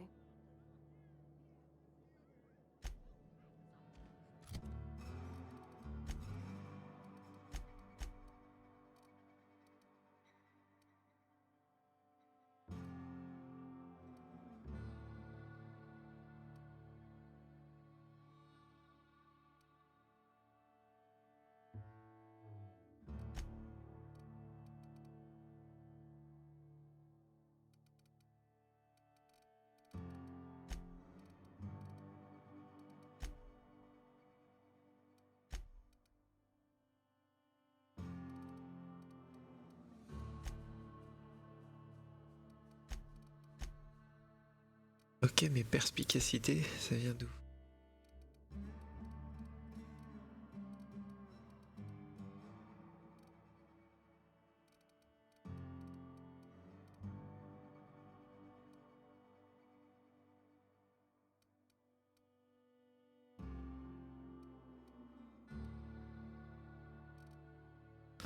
C'est pas très clair.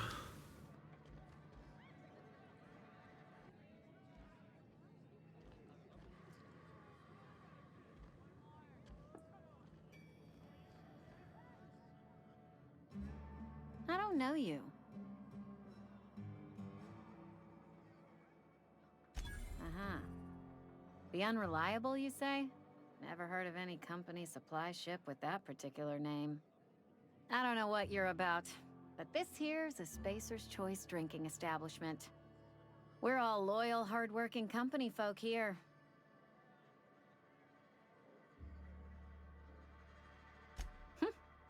Am I that easy to read? Yeah, we've been having some problems lately. Loyalty issues, lines in the sand. I know where folk in Edgewater stand. But you, I don't know you. If you're gonna have a drink, I'd like to ask that you do it within the premises. Can't have you taking drinks over to those deserters. Coming right up.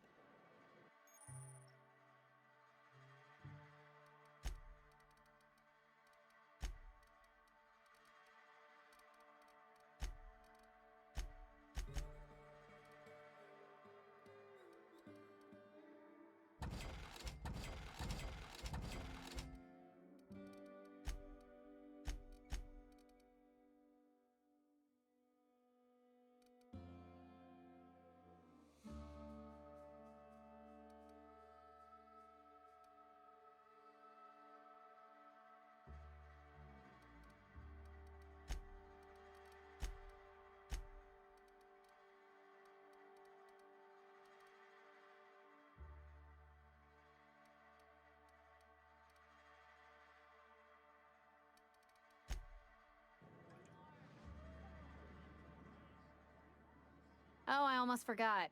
I'm contractually obligated to recite company slogans to any visitors. Plague got you feeling woozy? Get yourself boozy with Spacer's Choice. Go ahead.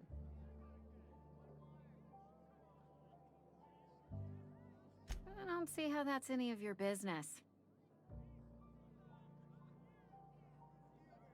You're the first to ask after me in some time.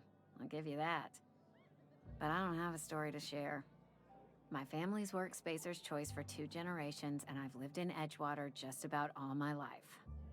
Wanted to work in the sciences once upon a time. Would you believe it? That was a wild fancy. Glad I disabused myself. What happened, you ask? What always happens when you're dreaming. I woke up.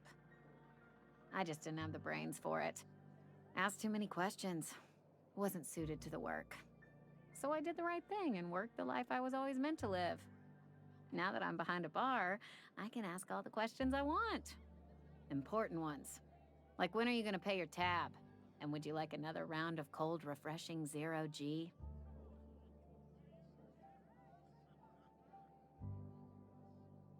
Don't talk to me that way, please. Spent many years disabusing myself of that notion. Don't need you putting it back in my head. Lab work ain't for me. Never was. Never will be. Spacer's Choice put me where I belong, and for that, I am grateful.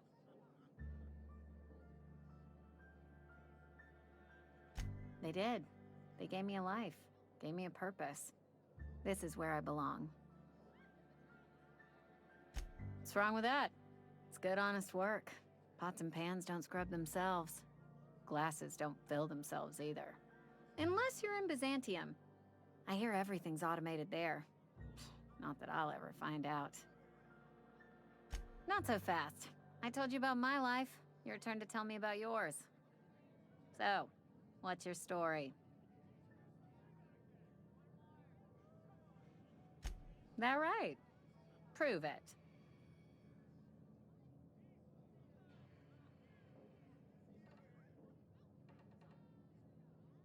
Ah, I know that serial drama.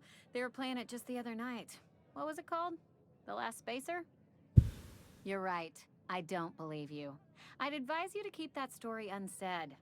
Don't want people thinking you're a loon.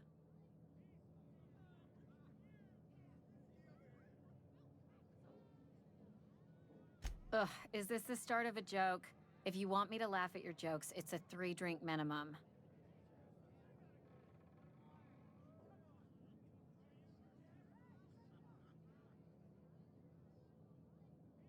Look, I don't know what you're blathering about. If you took a blow to your skull, you really should settle down with some 0G. Anyhow, whatever happens outside the walls is not my business.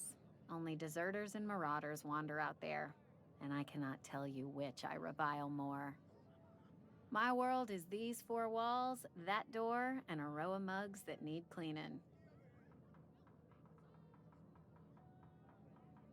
Let me make something clear. Spacer's Choice has been real good to me. The town's been real good to me. I start gallivanting around outside the walls, poking around in places I shouldn't be, learning things I've got no right to know.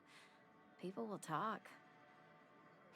Won't ever catch me asking about the world outside. Else the town's gonna say Amelia's gone soft. That Amelia's pondering desertion. I don't want that.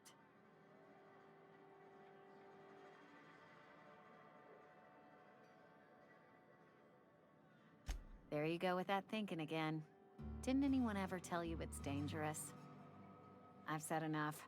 People come here to drink their problems away. If they wanted to face their problems, they'd go see our vicar.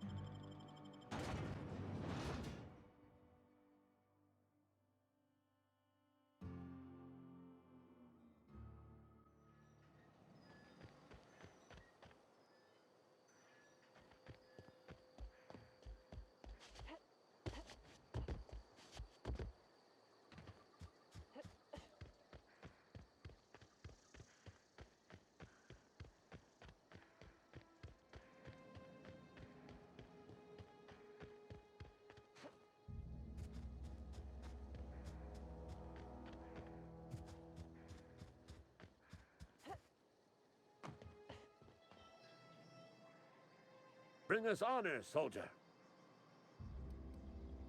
Feast your eyes, soldier. This here's a genuine Spacer's Choice injury customizing unit, designed to deliver a lethal blast of electrical discharge.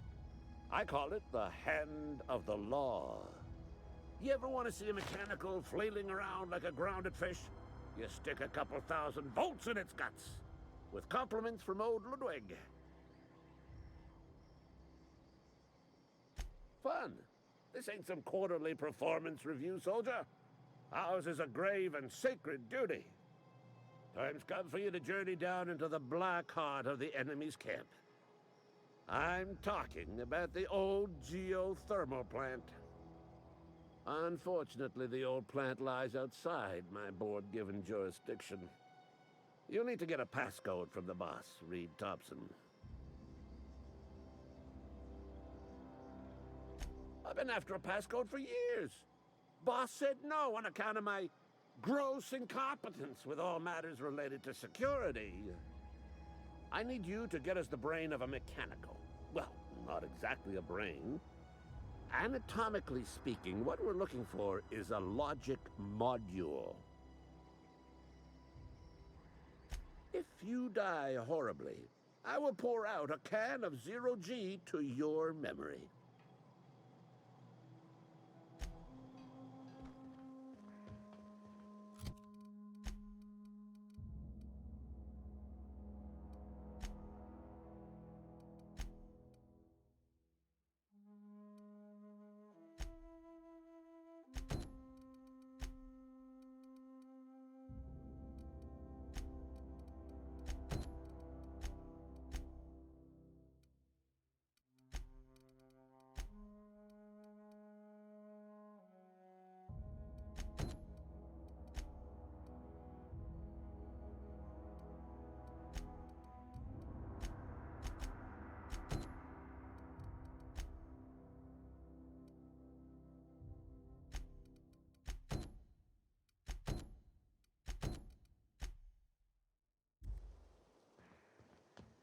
Allez, c'est parti.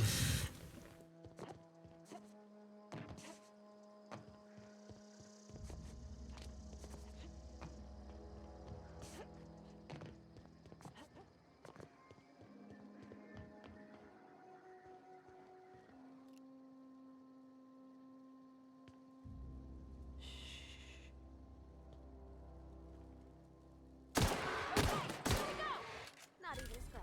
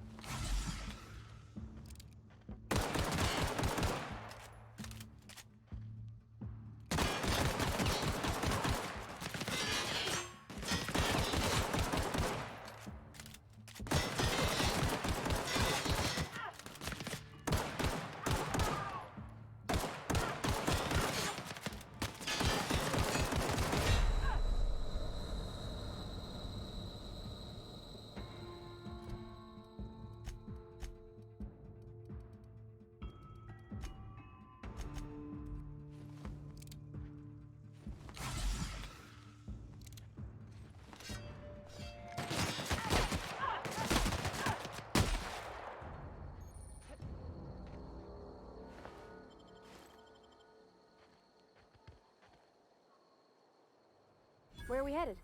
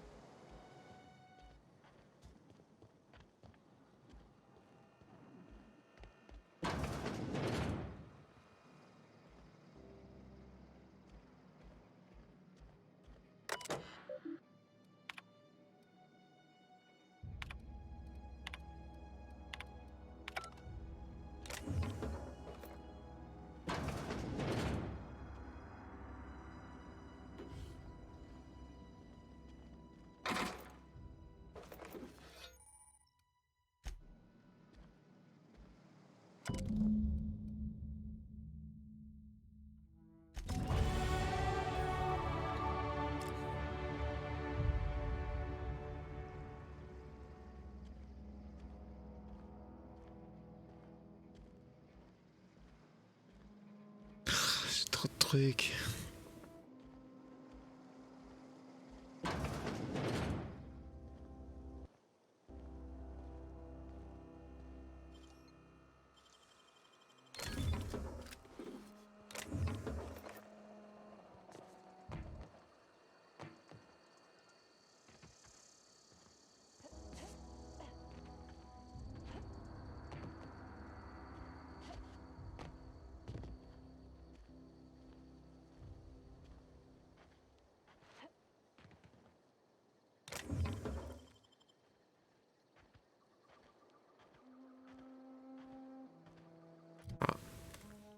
Ah, j'ai un avantage. Bon ben voilà.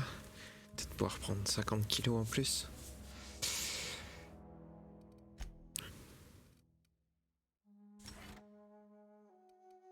Ah.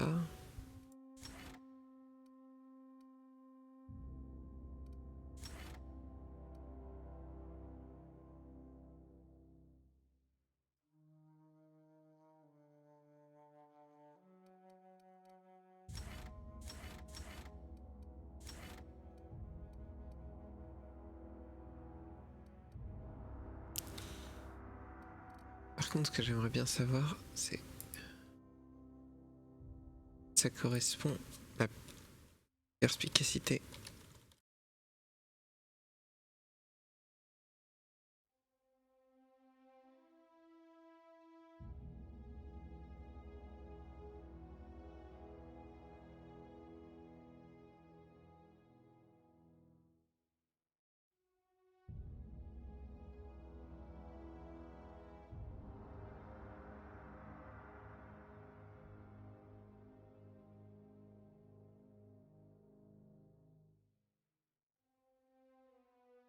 Quoi la perspicacité?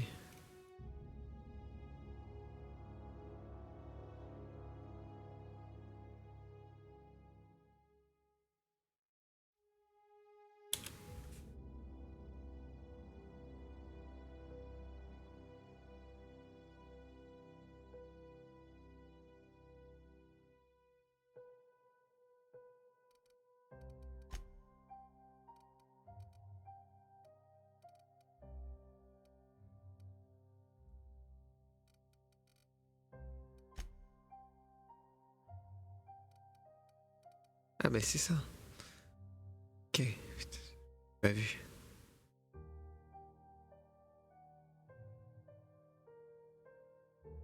Ok, donc c'est ça. Ok, qu'est-ce que je peux augmenter?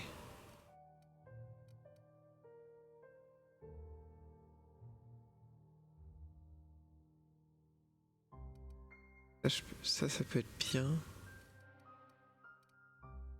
Songe. Ça peut être bien aussi parce que je vais aller dans les robots. Et ça déjà. Voilà.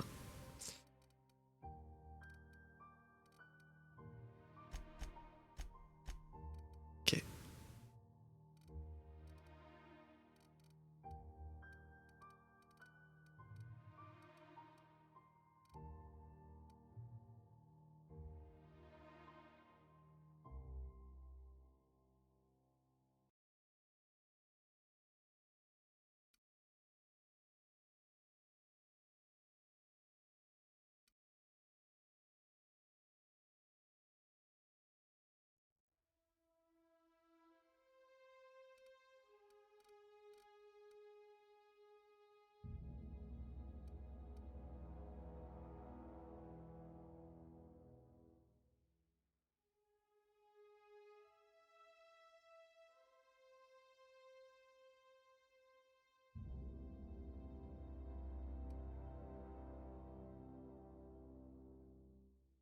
Ok.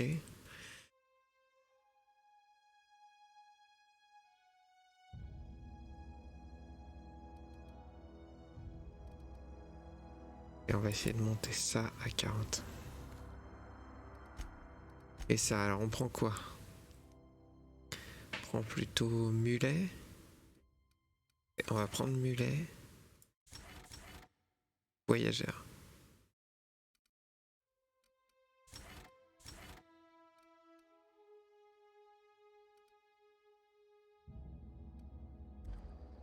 D'ailleurs, aux cartes. Ah ouais, je peux me TP.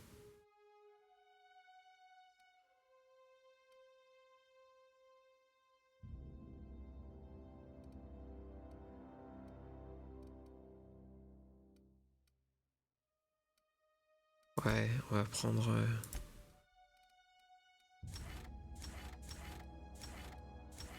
on va prendre ça. Quoi ça? Non, on va rester sur ça.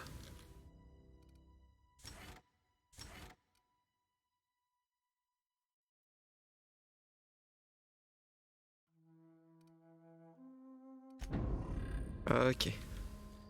Bon, on va faire le tour. Ensuite, on va aller en ville.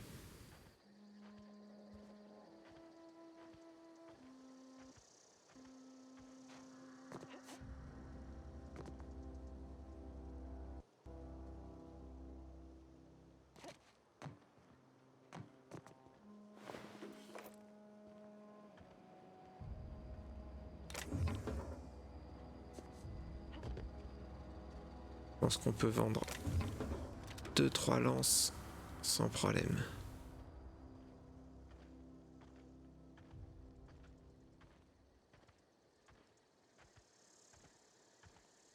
Allez, on va se TP. Et allez.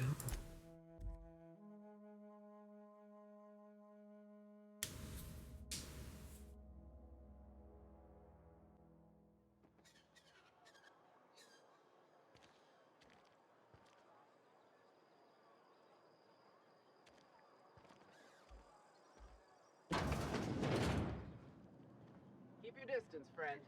Sick house is no place for a traveler. Magasin général, il est là. Hop.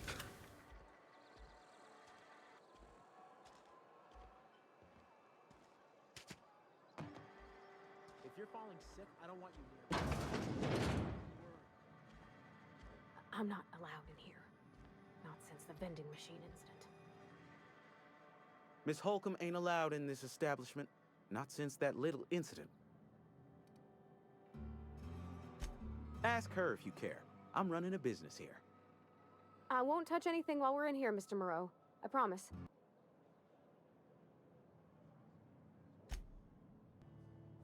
Go right ahead. What, you mean Edgewater? That's a peculiar question. This a test? Am I being tested right now? It's, fine and dandy. Couldn't be happier. Wouldn't want to spend my life working anywhere else. Prettiest little town on Terra 2.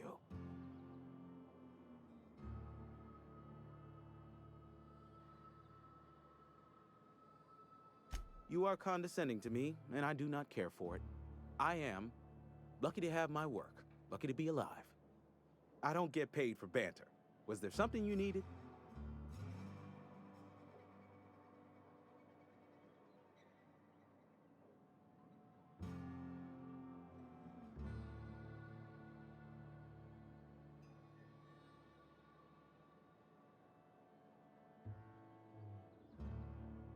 Go right ahead.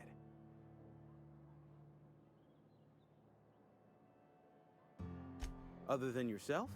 Definitely the vicar. Don't get me wrong. He seems a decent man, cut from church cloth, knows his scriptures.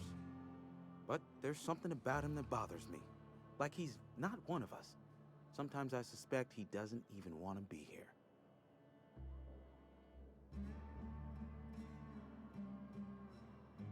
Amelia. Definitely Amelia Kim. I advise against stepping foot in her drinking establishment altogether. Word is, they're gonna replace her with an automechanical barkeep. She's, what's the word? Obsolete. You don't want to associate yourself with that kind of person. Plague? I don't know anything about a plague. We are the very picture of hot-blooded physical vigor.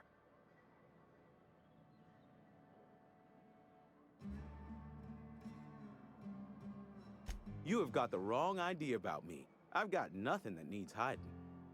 Some of us who get sick are liable to exaggerate the conditions of that sickness, but the fact is, if you work hard, you have got no cause to worry.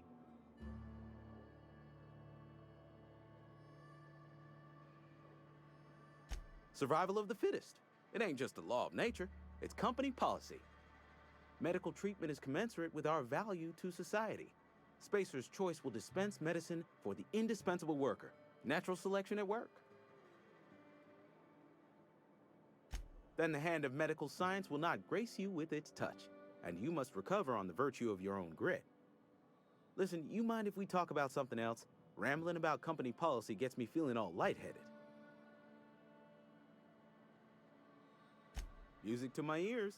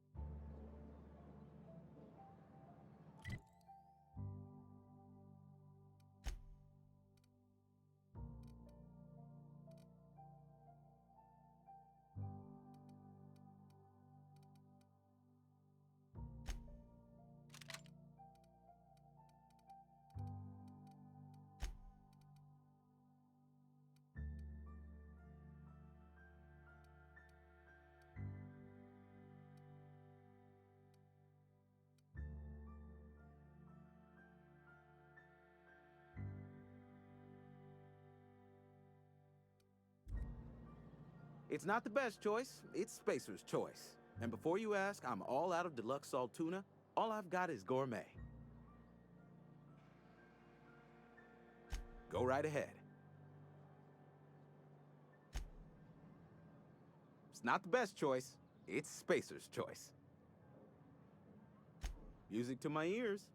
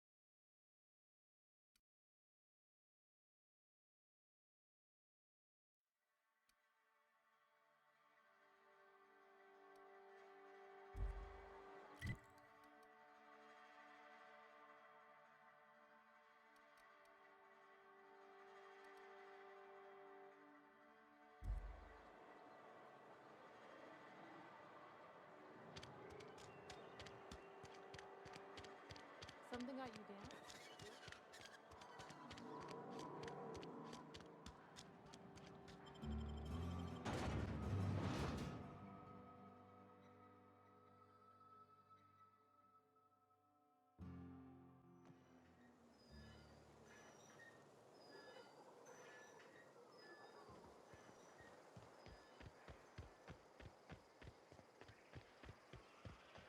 Sure.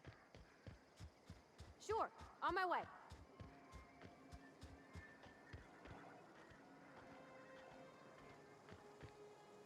I'm going.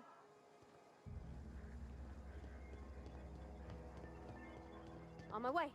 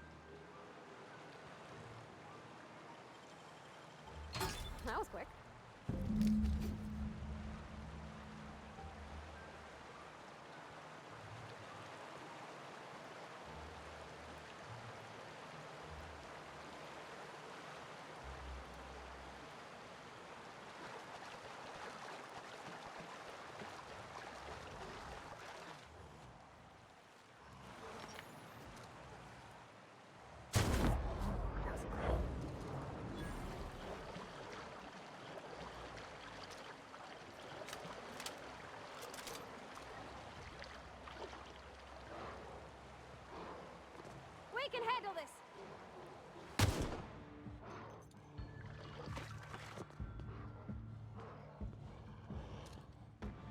Got him!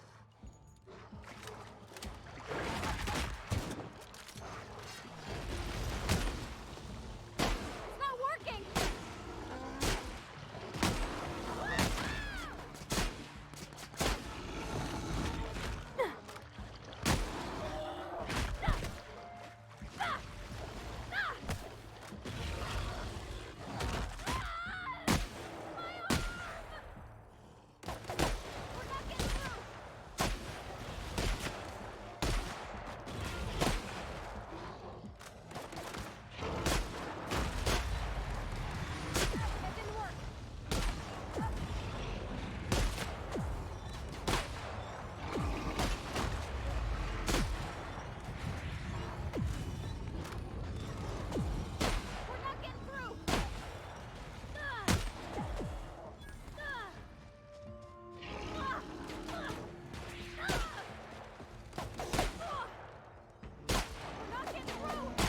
Everyone all right?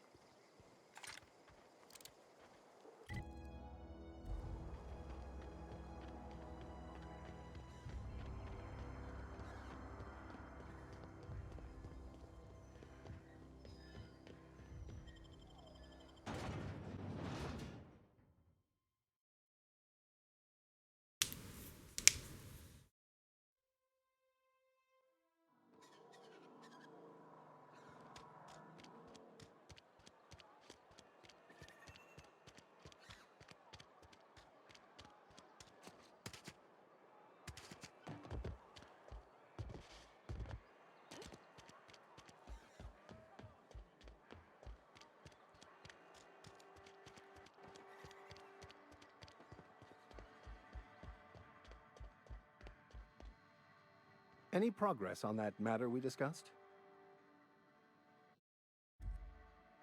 Please, get it.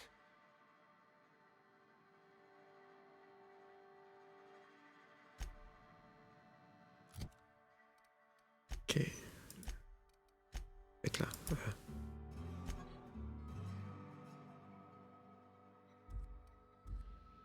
Any progress on that matter we discussed? Wonderful. This is fantastic. Well worth all the sacrifices I... Wait. What the fuck is this? Is this French? I can't fucking read French. It's a law-forsaken joke is what it is. French. Ha! I was so high and mighty, preaching to the yokels about following the plan, while fighting it at every turn.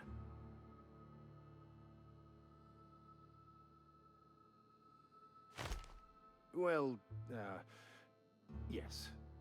But I assure you, it was not for personal gain, only for the greater good. I've spent my life searching for the keys to unlocking the secrets of the universal equation that underlies the plan.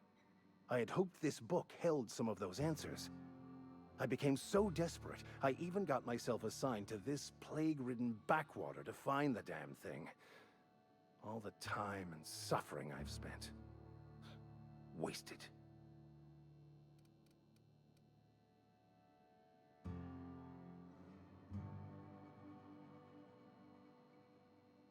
Bokonu, the author, had some interesting theories about man's perception of reality that I thought could be applied to our attempts to decipher the plan.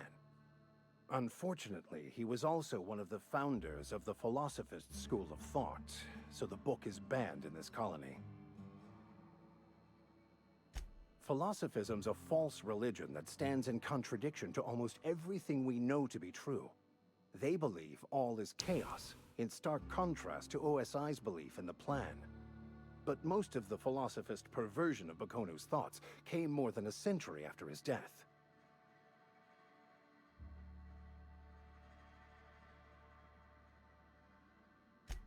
Please. As if my life should have no greater meaning than proselytizing to a bunch of feeble-minded wretches. Nothing could be more excruciating than discussing the true nature of reality with people who have no interest beyond their next Aetherwave program. But that's neither here nor there. What I need to do now is to find a translator, obviously.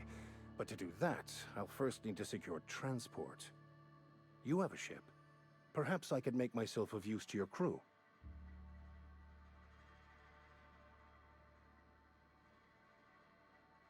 Free spiritual counseling, someone to watch your back, not to mention a grown-up in the party.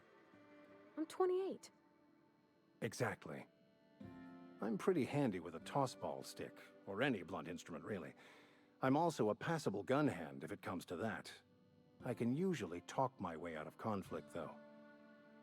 Oh, I'm fairly competent at hacking computers as well. Well, understanding computers is, though I admit I took it further than most. And I was quite the 32nd back during my seminary days. Left many an opponent bleeding on the field.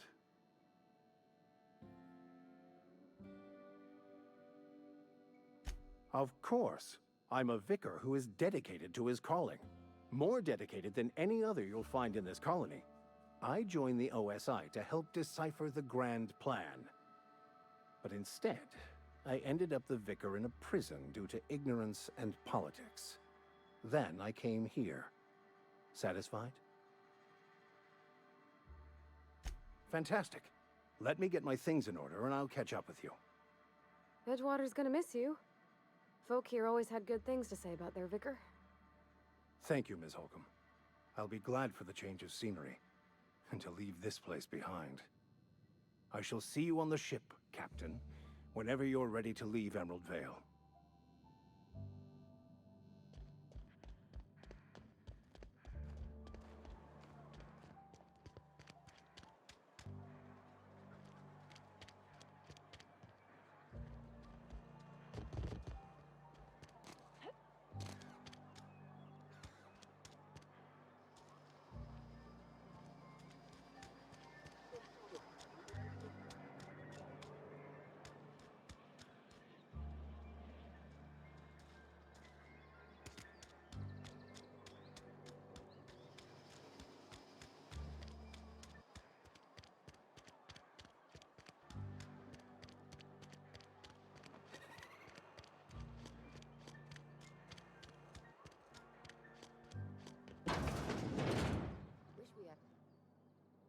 Welcome to the Spacer's Choice Constabulary. We are Halcyon's leading brand in frontier justice.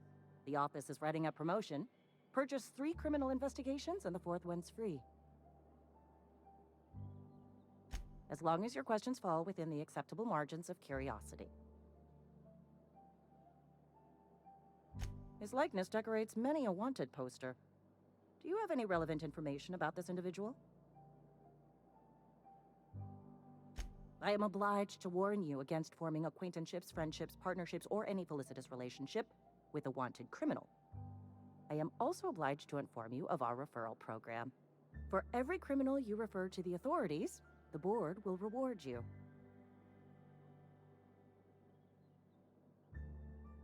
I am obliged to remind you that questioning the veracity of the board's orders is a punishable offense. Consider this your last warning.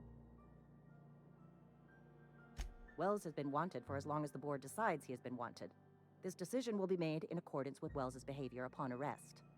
Unfortunately, the arrest of Mr. Wells falls outside my authority.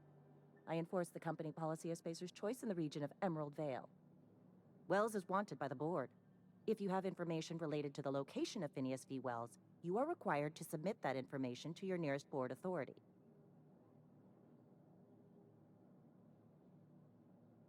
Any information regarding outstanding bounties and wanted criminals should be directed to Mr. Udom Bedford.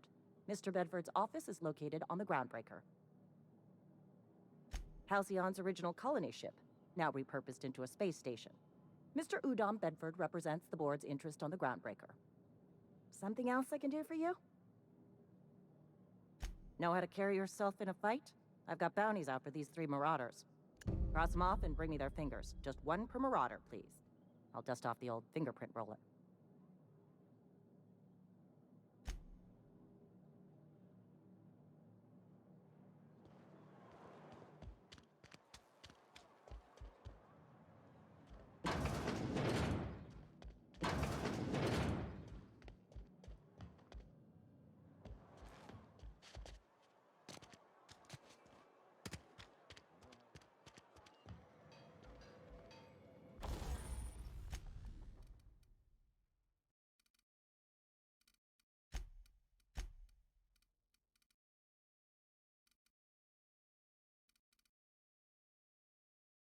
This is where the magic happens. Well, science.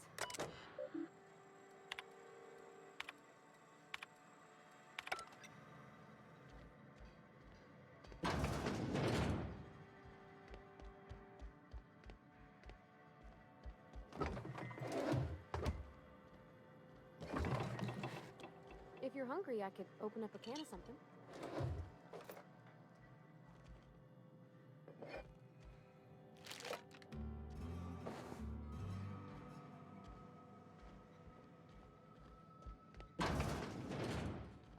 Oh, you like flowers? I can't find many kinds around here. If you need to go, I'll wait outside. I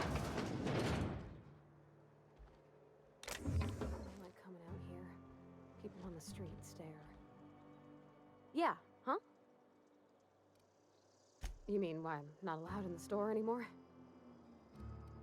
There was a kind of a thing with a vending machine when I was 12. Sure, but folks got long memories around here. I've always been good with my hands, right? So I saw a lock on the machine and thought, oh, this must be how they refill it. But I had to know. So I did my thing, and next thing I know, there's a couple hundred bottles of 0G rolling out the front door and into the road. It's not funny. Right about then, a bunch of loaders came rolling in the gate, fresh off the Saltuna ships. And Mr. Thompson was up on the porch making a speech about how everyone would have to volunteer a 3rd shift to get it all canned. Anyhow, you ever seen an auto loader run over a bottle of 0G? Exploded all over Mr. Thompson. One bottle after another as the loaders went by. I was just shy of working age, so Dad had to pay all the damages. Rose still angry at me. I can laugh about it now, but I just about puked up my guts in terror in the moment. That's the one time I ever made Mr. Thompson look a fool.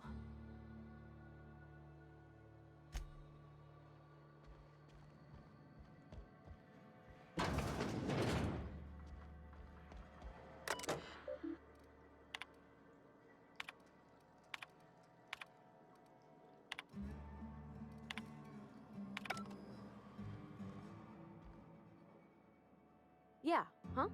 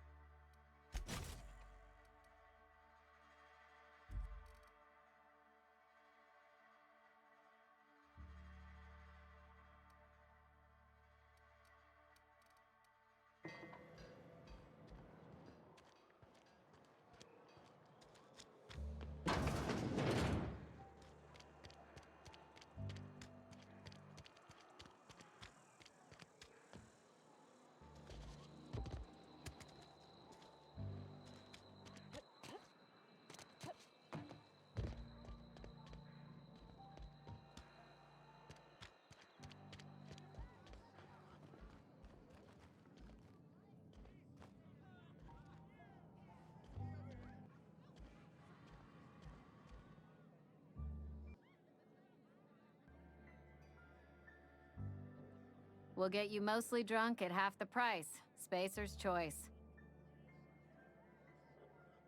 Go ahead.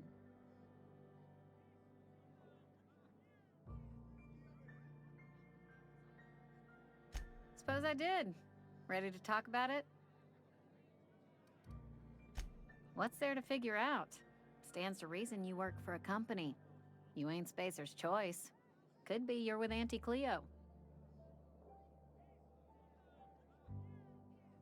Don't see what a Cleo worker's doing in Spacer country. Trying to eyeball the competition, are we? Well, good luck trying to figure yourself out. Sounds like you'll need it.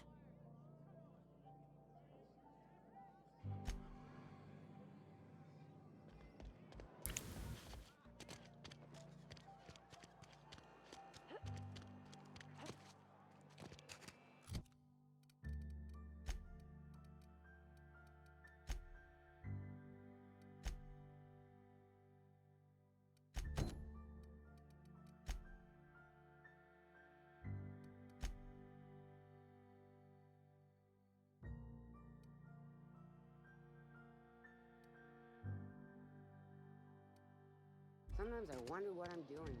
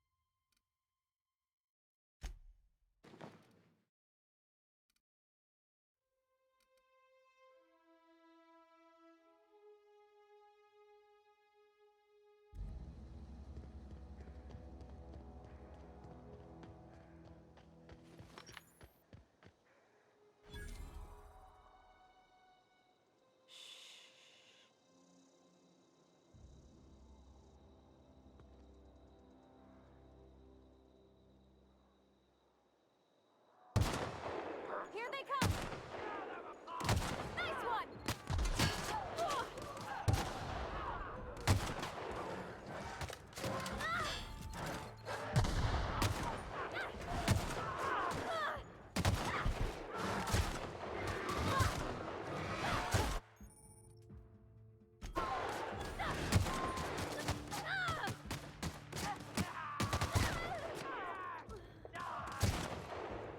You're gonna suffer!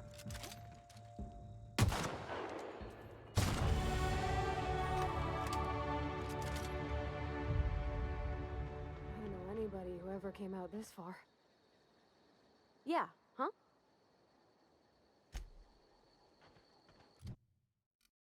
Qu'est-ce qu'on met comme compétence?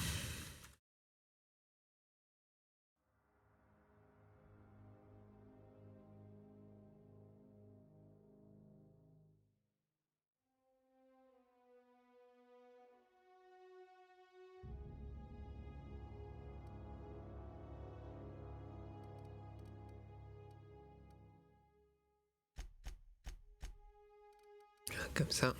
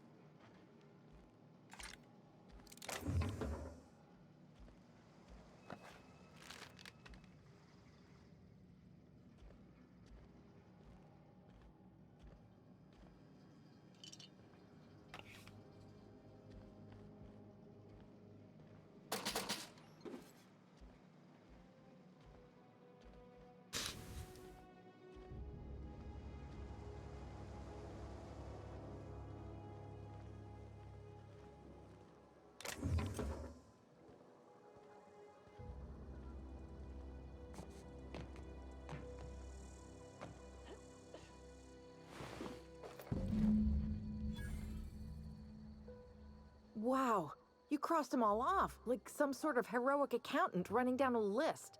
Teach me your ways. Only thing unscrewed around here is the head of that marauder you took down. Never seen moves like that outside my serial dramas. You, on the other hand, you were a sight to behold. If I had half your skills, I'd be the greatest outlaw the coast has ever seen. I'm great at clarifying.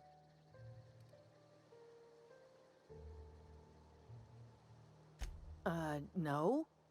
I insinuated myself into their company, see? And they didn't seem to mind one whit. I may have bartered them a few boxes of Adrena time, but I'm sure that's got nothing to do with it. I don't know. The vital processes that constitute the miracle of life are mysterious and unknowable. Oh, you mean around these guys? The Marauders wouldn't hurt me. They love me. I'm practically their queen. Yeah, must be my natural charisma. I got kicked out of Edgewater on account of falling sick with plague and stealing some medicine to treat myself. I'd heard some outlaws set up camp in the botanical labs. I decided to throw in with them, seeing as I always wanted to be an outlaw myself. Instead, what do I find but a bunch of former workers camped out around a greenhouse? I couldn't just go back to the cannery, so I was stuck with them. I've got all the time in Halcyon.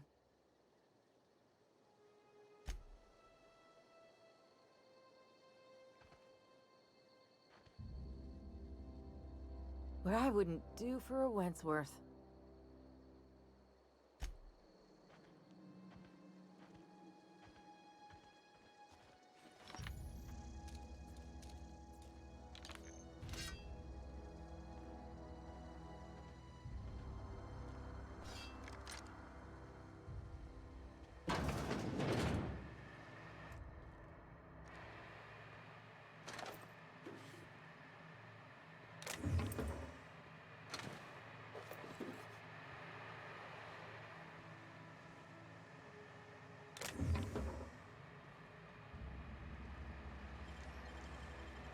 Clever.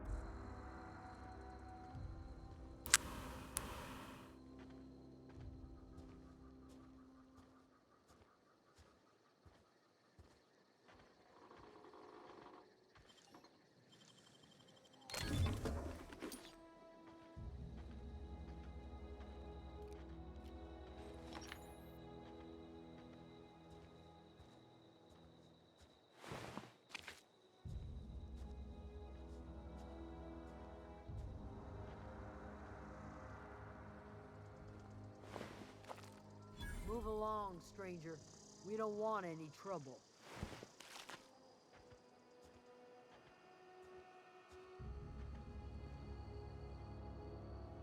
I don't know you.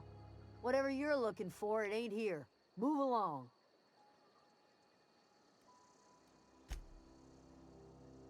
Answers, huh? You must be one of those philosophicals. Already got ourselves one of those.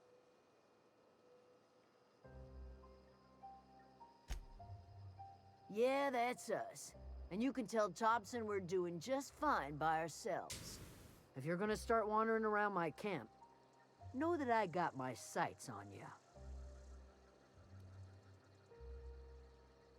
Over in the hothouse, tending crop. Enough with the questions. No offense, but I've got a lot on my mind.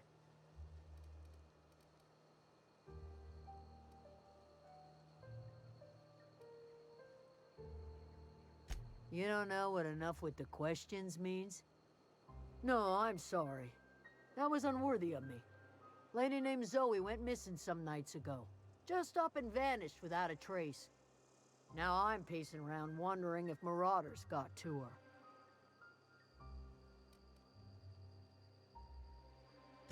Thank the Eternal. Wait, Marauder Camp? Is she all right?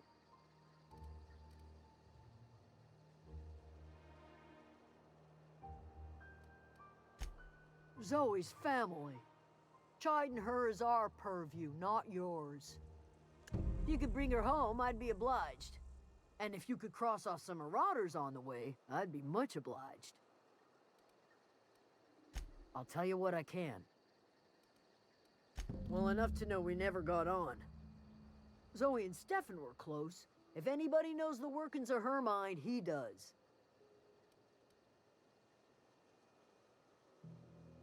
She was lazy and thoughtless, but she's still one of our own.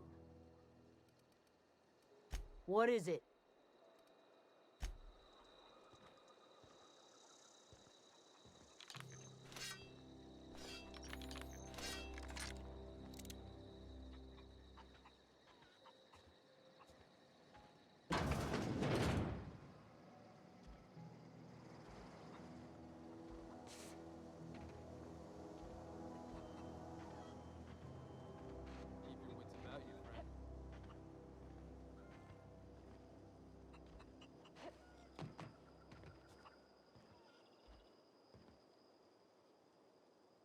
You hungry? We got canid ribs, canid flank, canid snout too. Something I can help you with? You mean Zoe? Yeah, we were pretty close. Not like her to go loping off. Zoe and I were gonna watch the serials, as is our custom. She never turned up. I looked around, but she was nowhere to be found. You sound like some type of corporate fixer asking all these questions. Zoe was always obsessed with this serial, Masked Marketeer. A scion of Byzantium turns to banditry and teaches his marauder companions the wisdom of free market economics. Shame she up and vanished when she did. I had a surprise lined up for her. The other day I got my hands on a genuine copy of the latest Masked Marketeer. I was gonna surprise Zoe with it, but she was gone the next day. Not much of a chance, no. Mind if I ask why you're interested? Zoe's living with marauders? Yeah, that sounds like the sort of sideways, sprat-brained plan Zoe'd come up with. Yeah, it could be you're telling the truth. Or maybe you're trying to wheedle me into relinquishing my only copy of the Masked Marketeer. It's a collector's edition after all.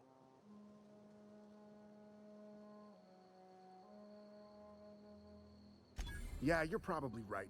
A true fan would have displayed a gleam in their eye upon hearing the words Collector's Edition. Here you go, latest copy of the Masked Marketeer.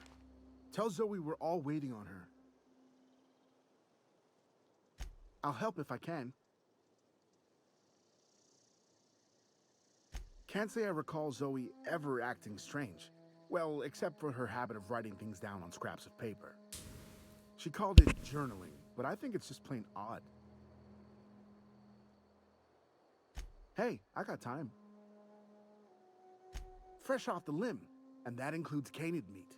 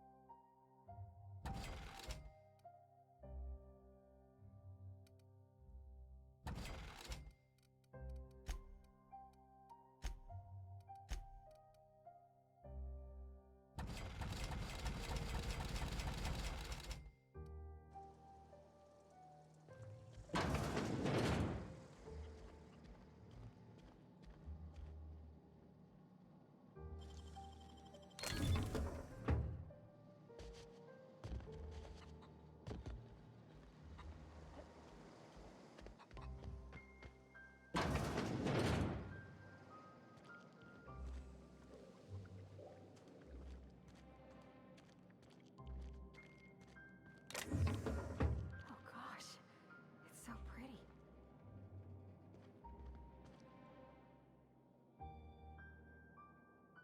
Yeah, huh?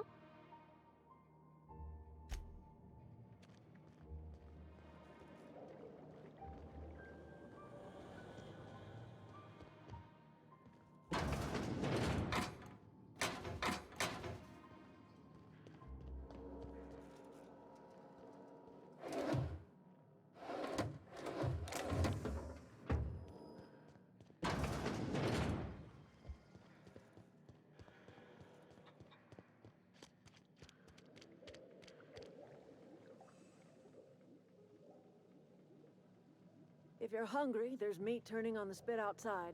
If you're bearing illness, find a place to lay your head down and I'll fetch you a poultice. Whatever your troubles with Edgewater, leave them at the gates and be welcomed here. Any questions, dear? I have been called that, among other things. Green Thumb, grandmother, the strange old lady who keeps flowers. But yes, Adelaide will do just fine. Excuse me, Miss McDevitt? Sorry, it's just... You got such pretty trees in here. Why, thank you. You're Robert's girl, aren't you? I remember when you were but a sprout. Thomas speaks of you often. Are you staying long? You should try some of my tobaccorn tea. I brew it in an old spittoon, but it's been cleaned.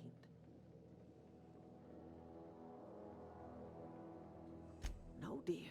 The garden belongs to us all. Life is the gift of the universe, and the universe yields its bounty equally, absent of prejudice.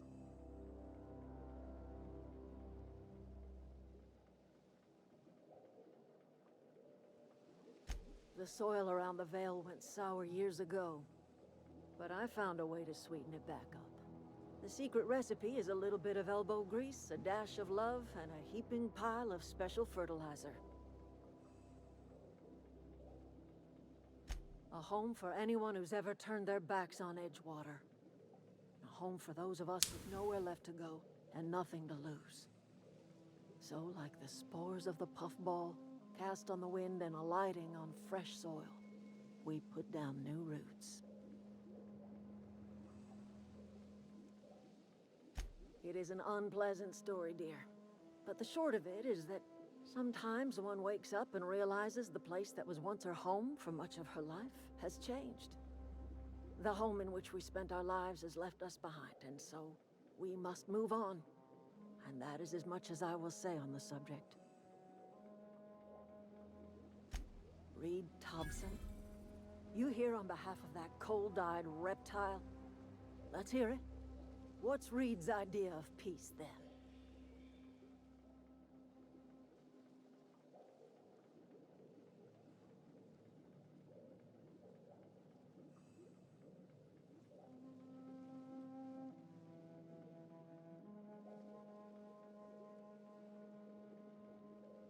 Like everything else that comes out of Edgewater, that peace offering is canned. I and my own are living just fine out here by ourselves. He would do such a thing. The question is, why would you agree to his plans? Cannery's got a regulator. You want ship parts, you ought to rip them out of the cannery's guts and leave us be. If you're going down to the plant, you should divert power away from Edgewater and toward our end of the grid. Think about it. You'd be liberating an entire town from a lifetime of service to that odious cannery. Seems the sort of thing a hero would do. You've seen that miserable excuse for a town with your own lamps. Hollowed out workers laboring their lives away at the cannery, living off whatever scraps Spacer's Choice throws them. You know that's true, don't you, Ms. Holcomb? Your father died of overwork. His heart gave out. He was tired all the time, sure, but he was old, ma'am, and he raised me all by his lonesome. Look what they did to this child. Lost her family to the company, and still she defends them.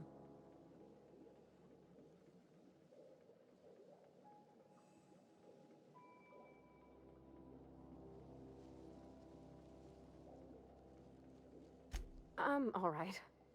I ain't so fragile. That was unkind of me. I'm sorry, dear.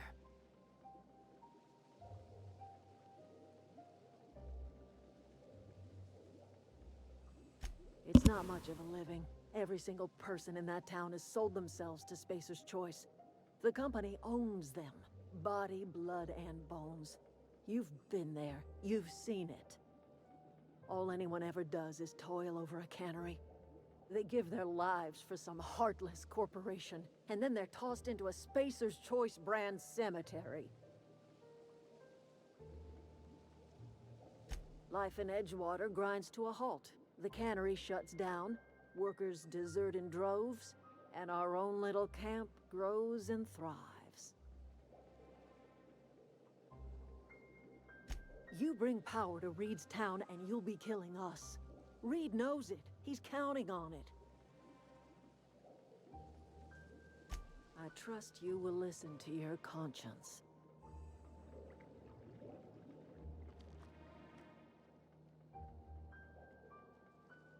Something you need?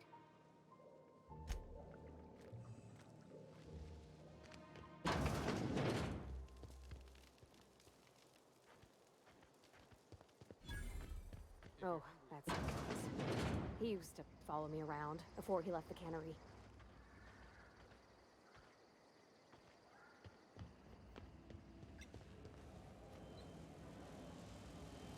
Keep your wits about you, friend.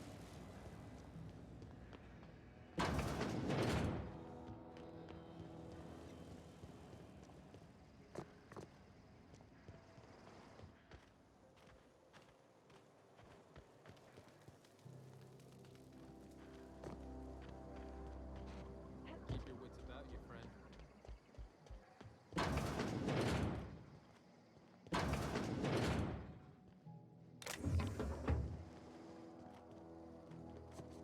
If you're hungry, Stefan's got supplies.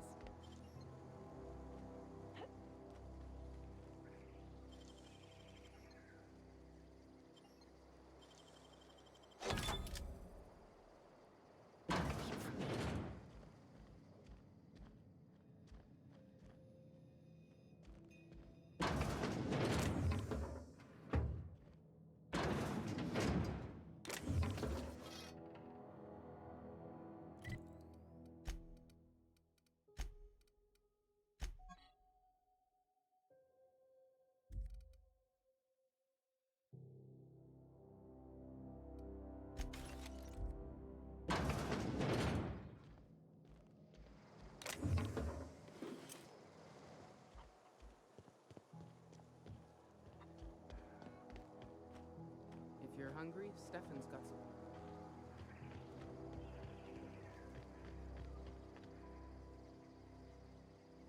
Oh, didn't see you there. I was just occupying myself with a little engineering. Whoa, Miss Parvati. Hey, you're, what, how are you? Hi, hello. Are you, are things safe out here? How are you keeping? Great, just great. I've been trying to keep stuff running, just like you. Only I'm not so... Wait, they didn't kick you out, did they? Oh gosh, no. I'm just along with this lady here. Are you from town? I mean, you don't exactly look like you're from town. Sorry, I just wasn't sure if you were from town or if you were one of us. Something's been chewing at me, you see. Fact is, I've been, well, lying. To everybody here. Camp thinks I'm a mechanical genius, but I couldn't fix a busted chair. I'll take all the help I can get. I set my mind to learning the craft of the engineer, you see. I want to make something of myself. You ever heard of the Young Spacer's Guide to Mechanical Engineering? Comes in a set of 3. If I had my hands on one of those data pads, I could teach myself the ins and outs. Those are good. My dad kept a copy with him when he was working in the cannery. I know the old community center kept a copy. Should find another one back in town. If you could find me even one of those pads, I'd be greatly obliged.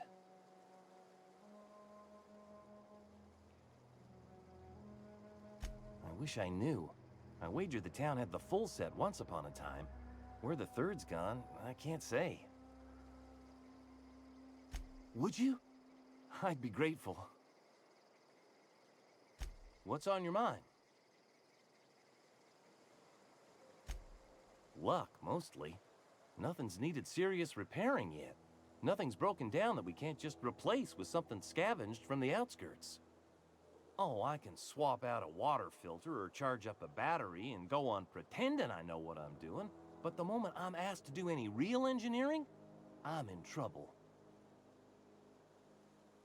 Couple months. This camp's my home. People you see milling about, they're my family. At least I think of them that way. I owe them my life. Would have died in the wilderness if they hadn't chanced upon me, starving and delirious. We all left the cannery for one reason or another. Me? I was let go, mostly on account of my incompetence. I mean, I was incompetent. I couldn't even survive on my own. Grace found me, Adelaide took me in, I've been on my feet ever since. You weren't incompetent. You just didn't fit the cannery. Not like here. This place had a U-shaped hole, and now it doesn't. You could stay, you know. Here. I'd be happy to...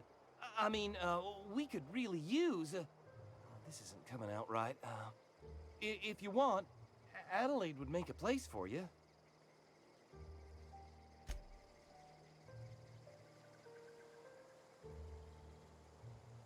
Something you need?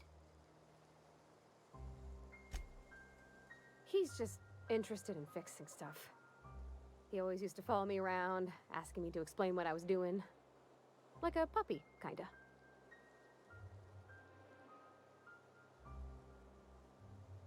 I'm just glad he's alive. That he's okay. I mean, when Mr. Thompson said he was fired, we all expected the worst. If he wants to learn about engineering, we should help him get those data pads he wants. I'd like to do that for him.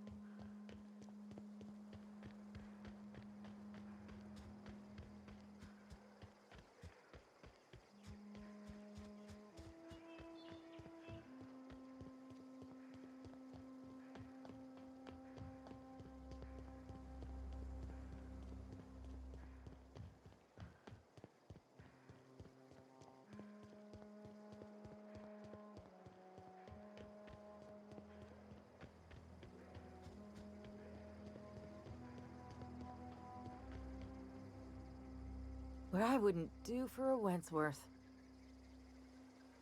Why? Adelaide wants me back on garden duty or something? Thanks, but I'm not going anywhere. This is where I belong. So, you tracked me down just to gab about the mass marketeer? I am impressed. You actually have it? The episode where Lord Cavendish reveals he's been the mass marketeer all along? All right, you convinced me. I'll take my stuff and head on back, I suppose. Grace is gonna be glaring knives at me, so I've got that to look forward to.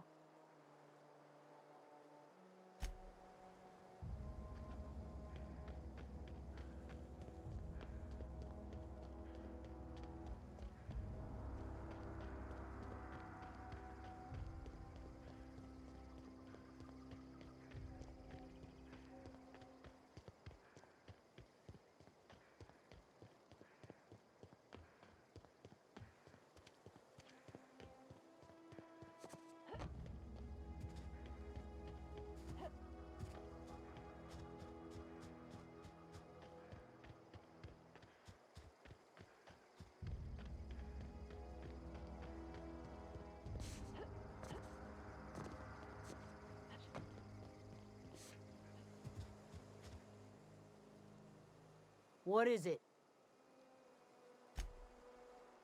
We didn't always get along, but I'm glad to know she's safe. What happened, anyway?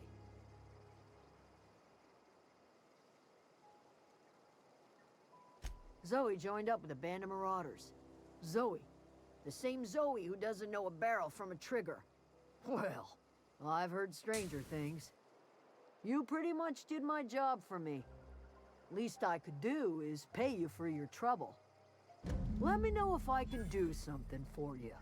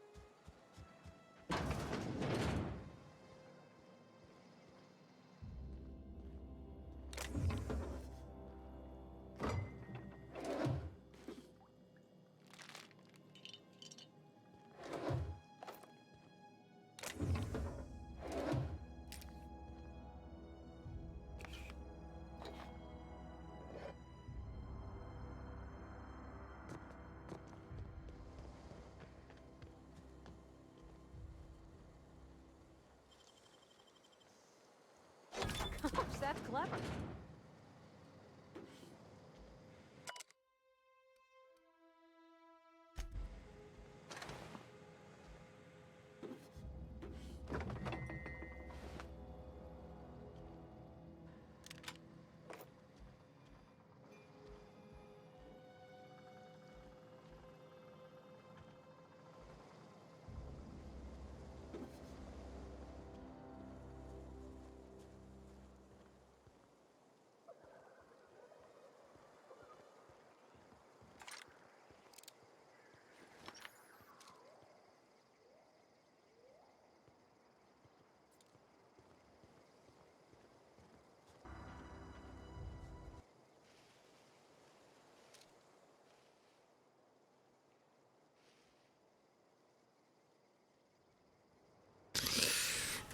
Allez.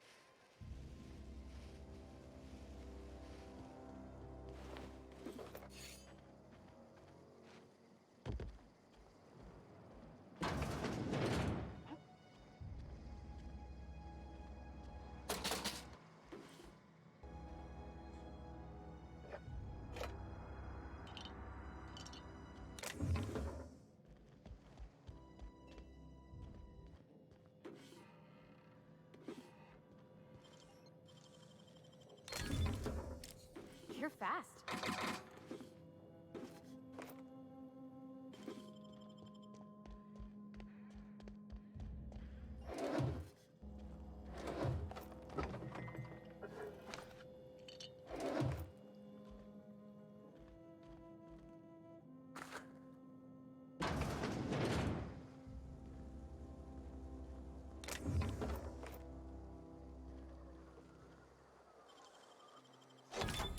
Wish I could do that.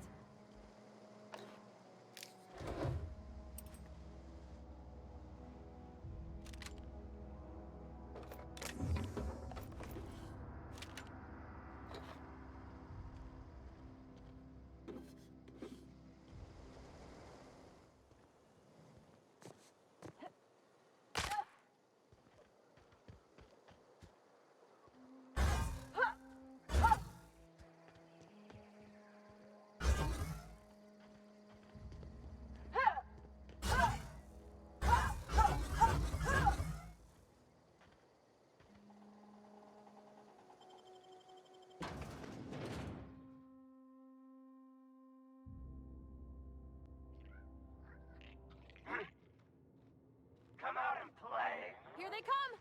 Right, you.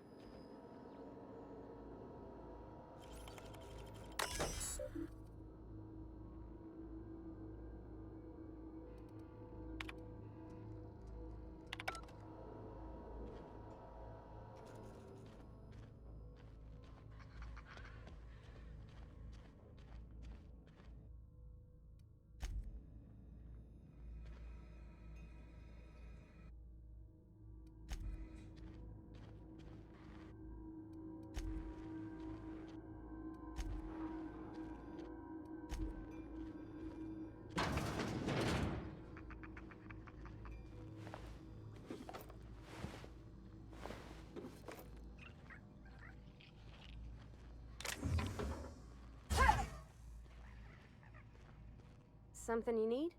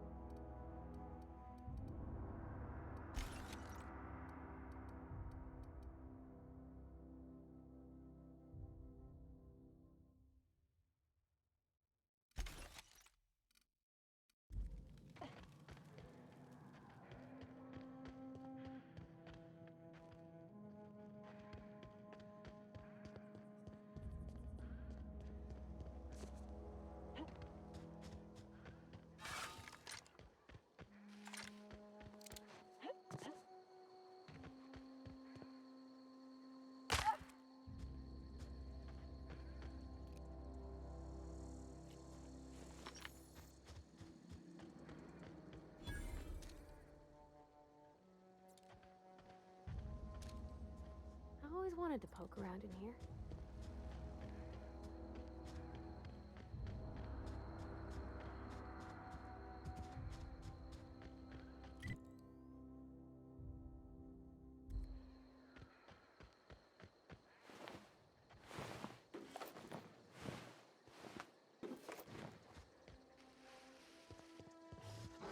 Here they come!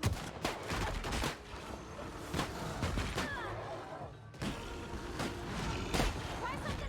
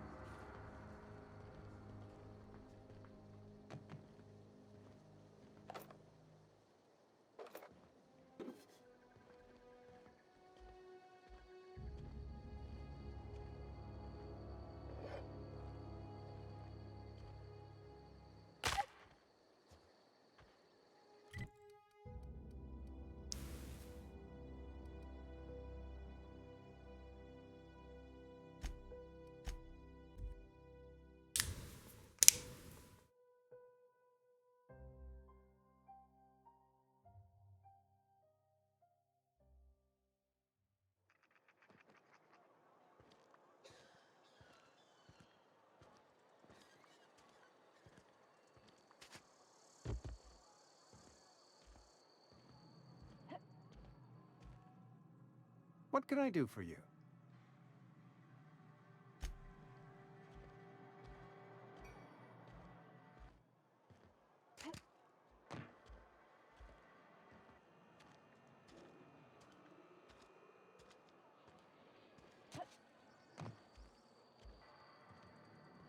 Wish we had some.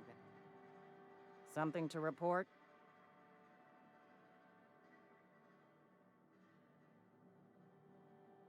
We pay by the finger.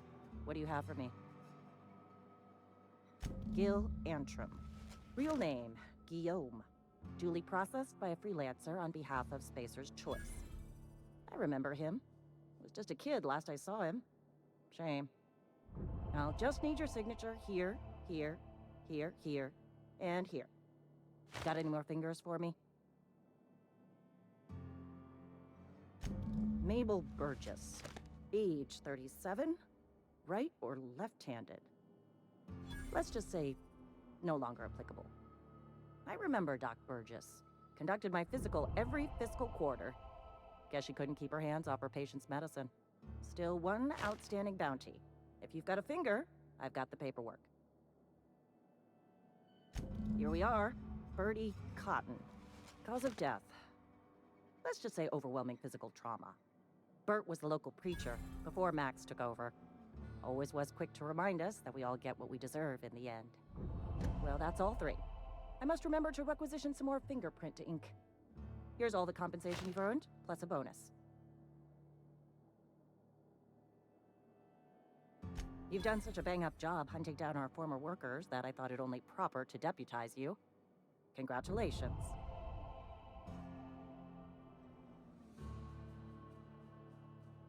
Let me stop you there. It is official Spacer's Choice policy that all Marauders, regardless of prior affiliation to the Spacer's Choice brand, no longer qualify as our people.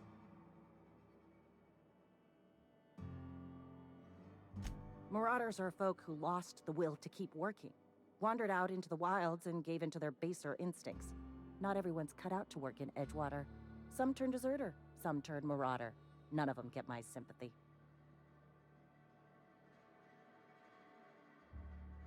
Uh-huh. I recall young Eugene. Good kid.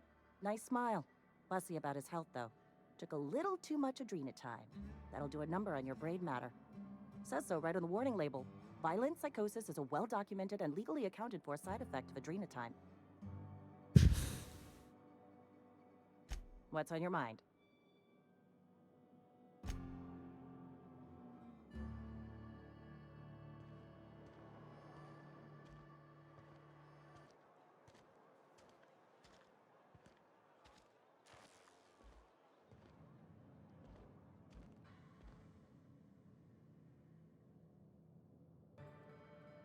Oh, sweet merciful law.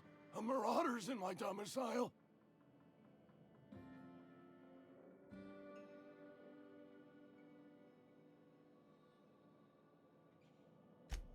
Oh, wait. It's just you. Yours killed me with fright. At least I know I ain't hallucinating. You need something? Let's see it. Don't keep us waiting. Haven't decided? I hired you. The nature of your employment requires you to deliver in my hand some genuine anthracillin.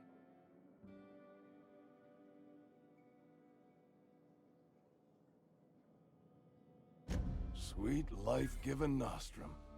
The first hit's always the best. Scratched together all the bits I had around the domicile.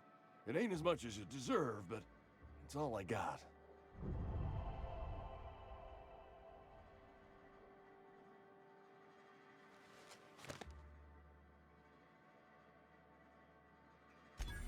You'd really sprat me out? For what? A couple of extra bits? Here, take it then.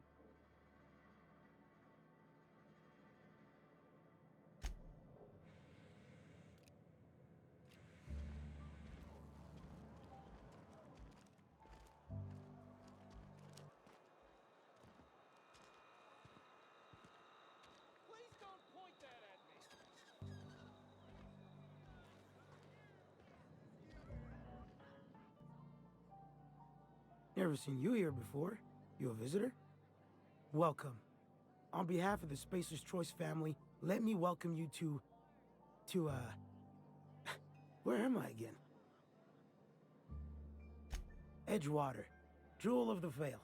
May the law bless our beloved cannery with 100 years of, what's it called? Productivity. That's the one. Yep, that's us. Productive.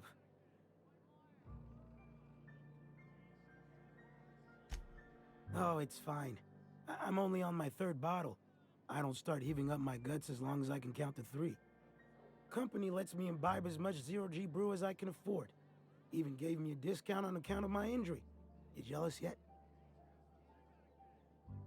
Yep. Got my mid stuck in a rotor wheel. Shredded my wrist up real good. Conrad went and sewed up my hand, but I couldn't do much about the pain. Boss was real generous to me, though. Got myself a 5% discount on zero-G brew. After the 2nd bottle, the only pain I feel is emotional.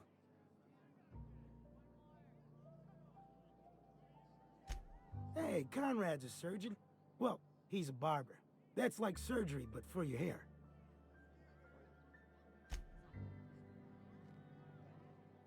Hey, it's the visitor. Come back for another round? Numb to the bone thanks to zero-G brew. Zero-G brew. It's an ale that's good for what ails you.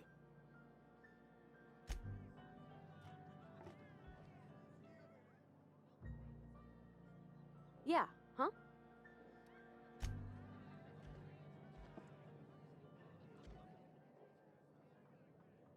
Abernathy's got some bounce in his heel. Must have heard some good news. Coming right up.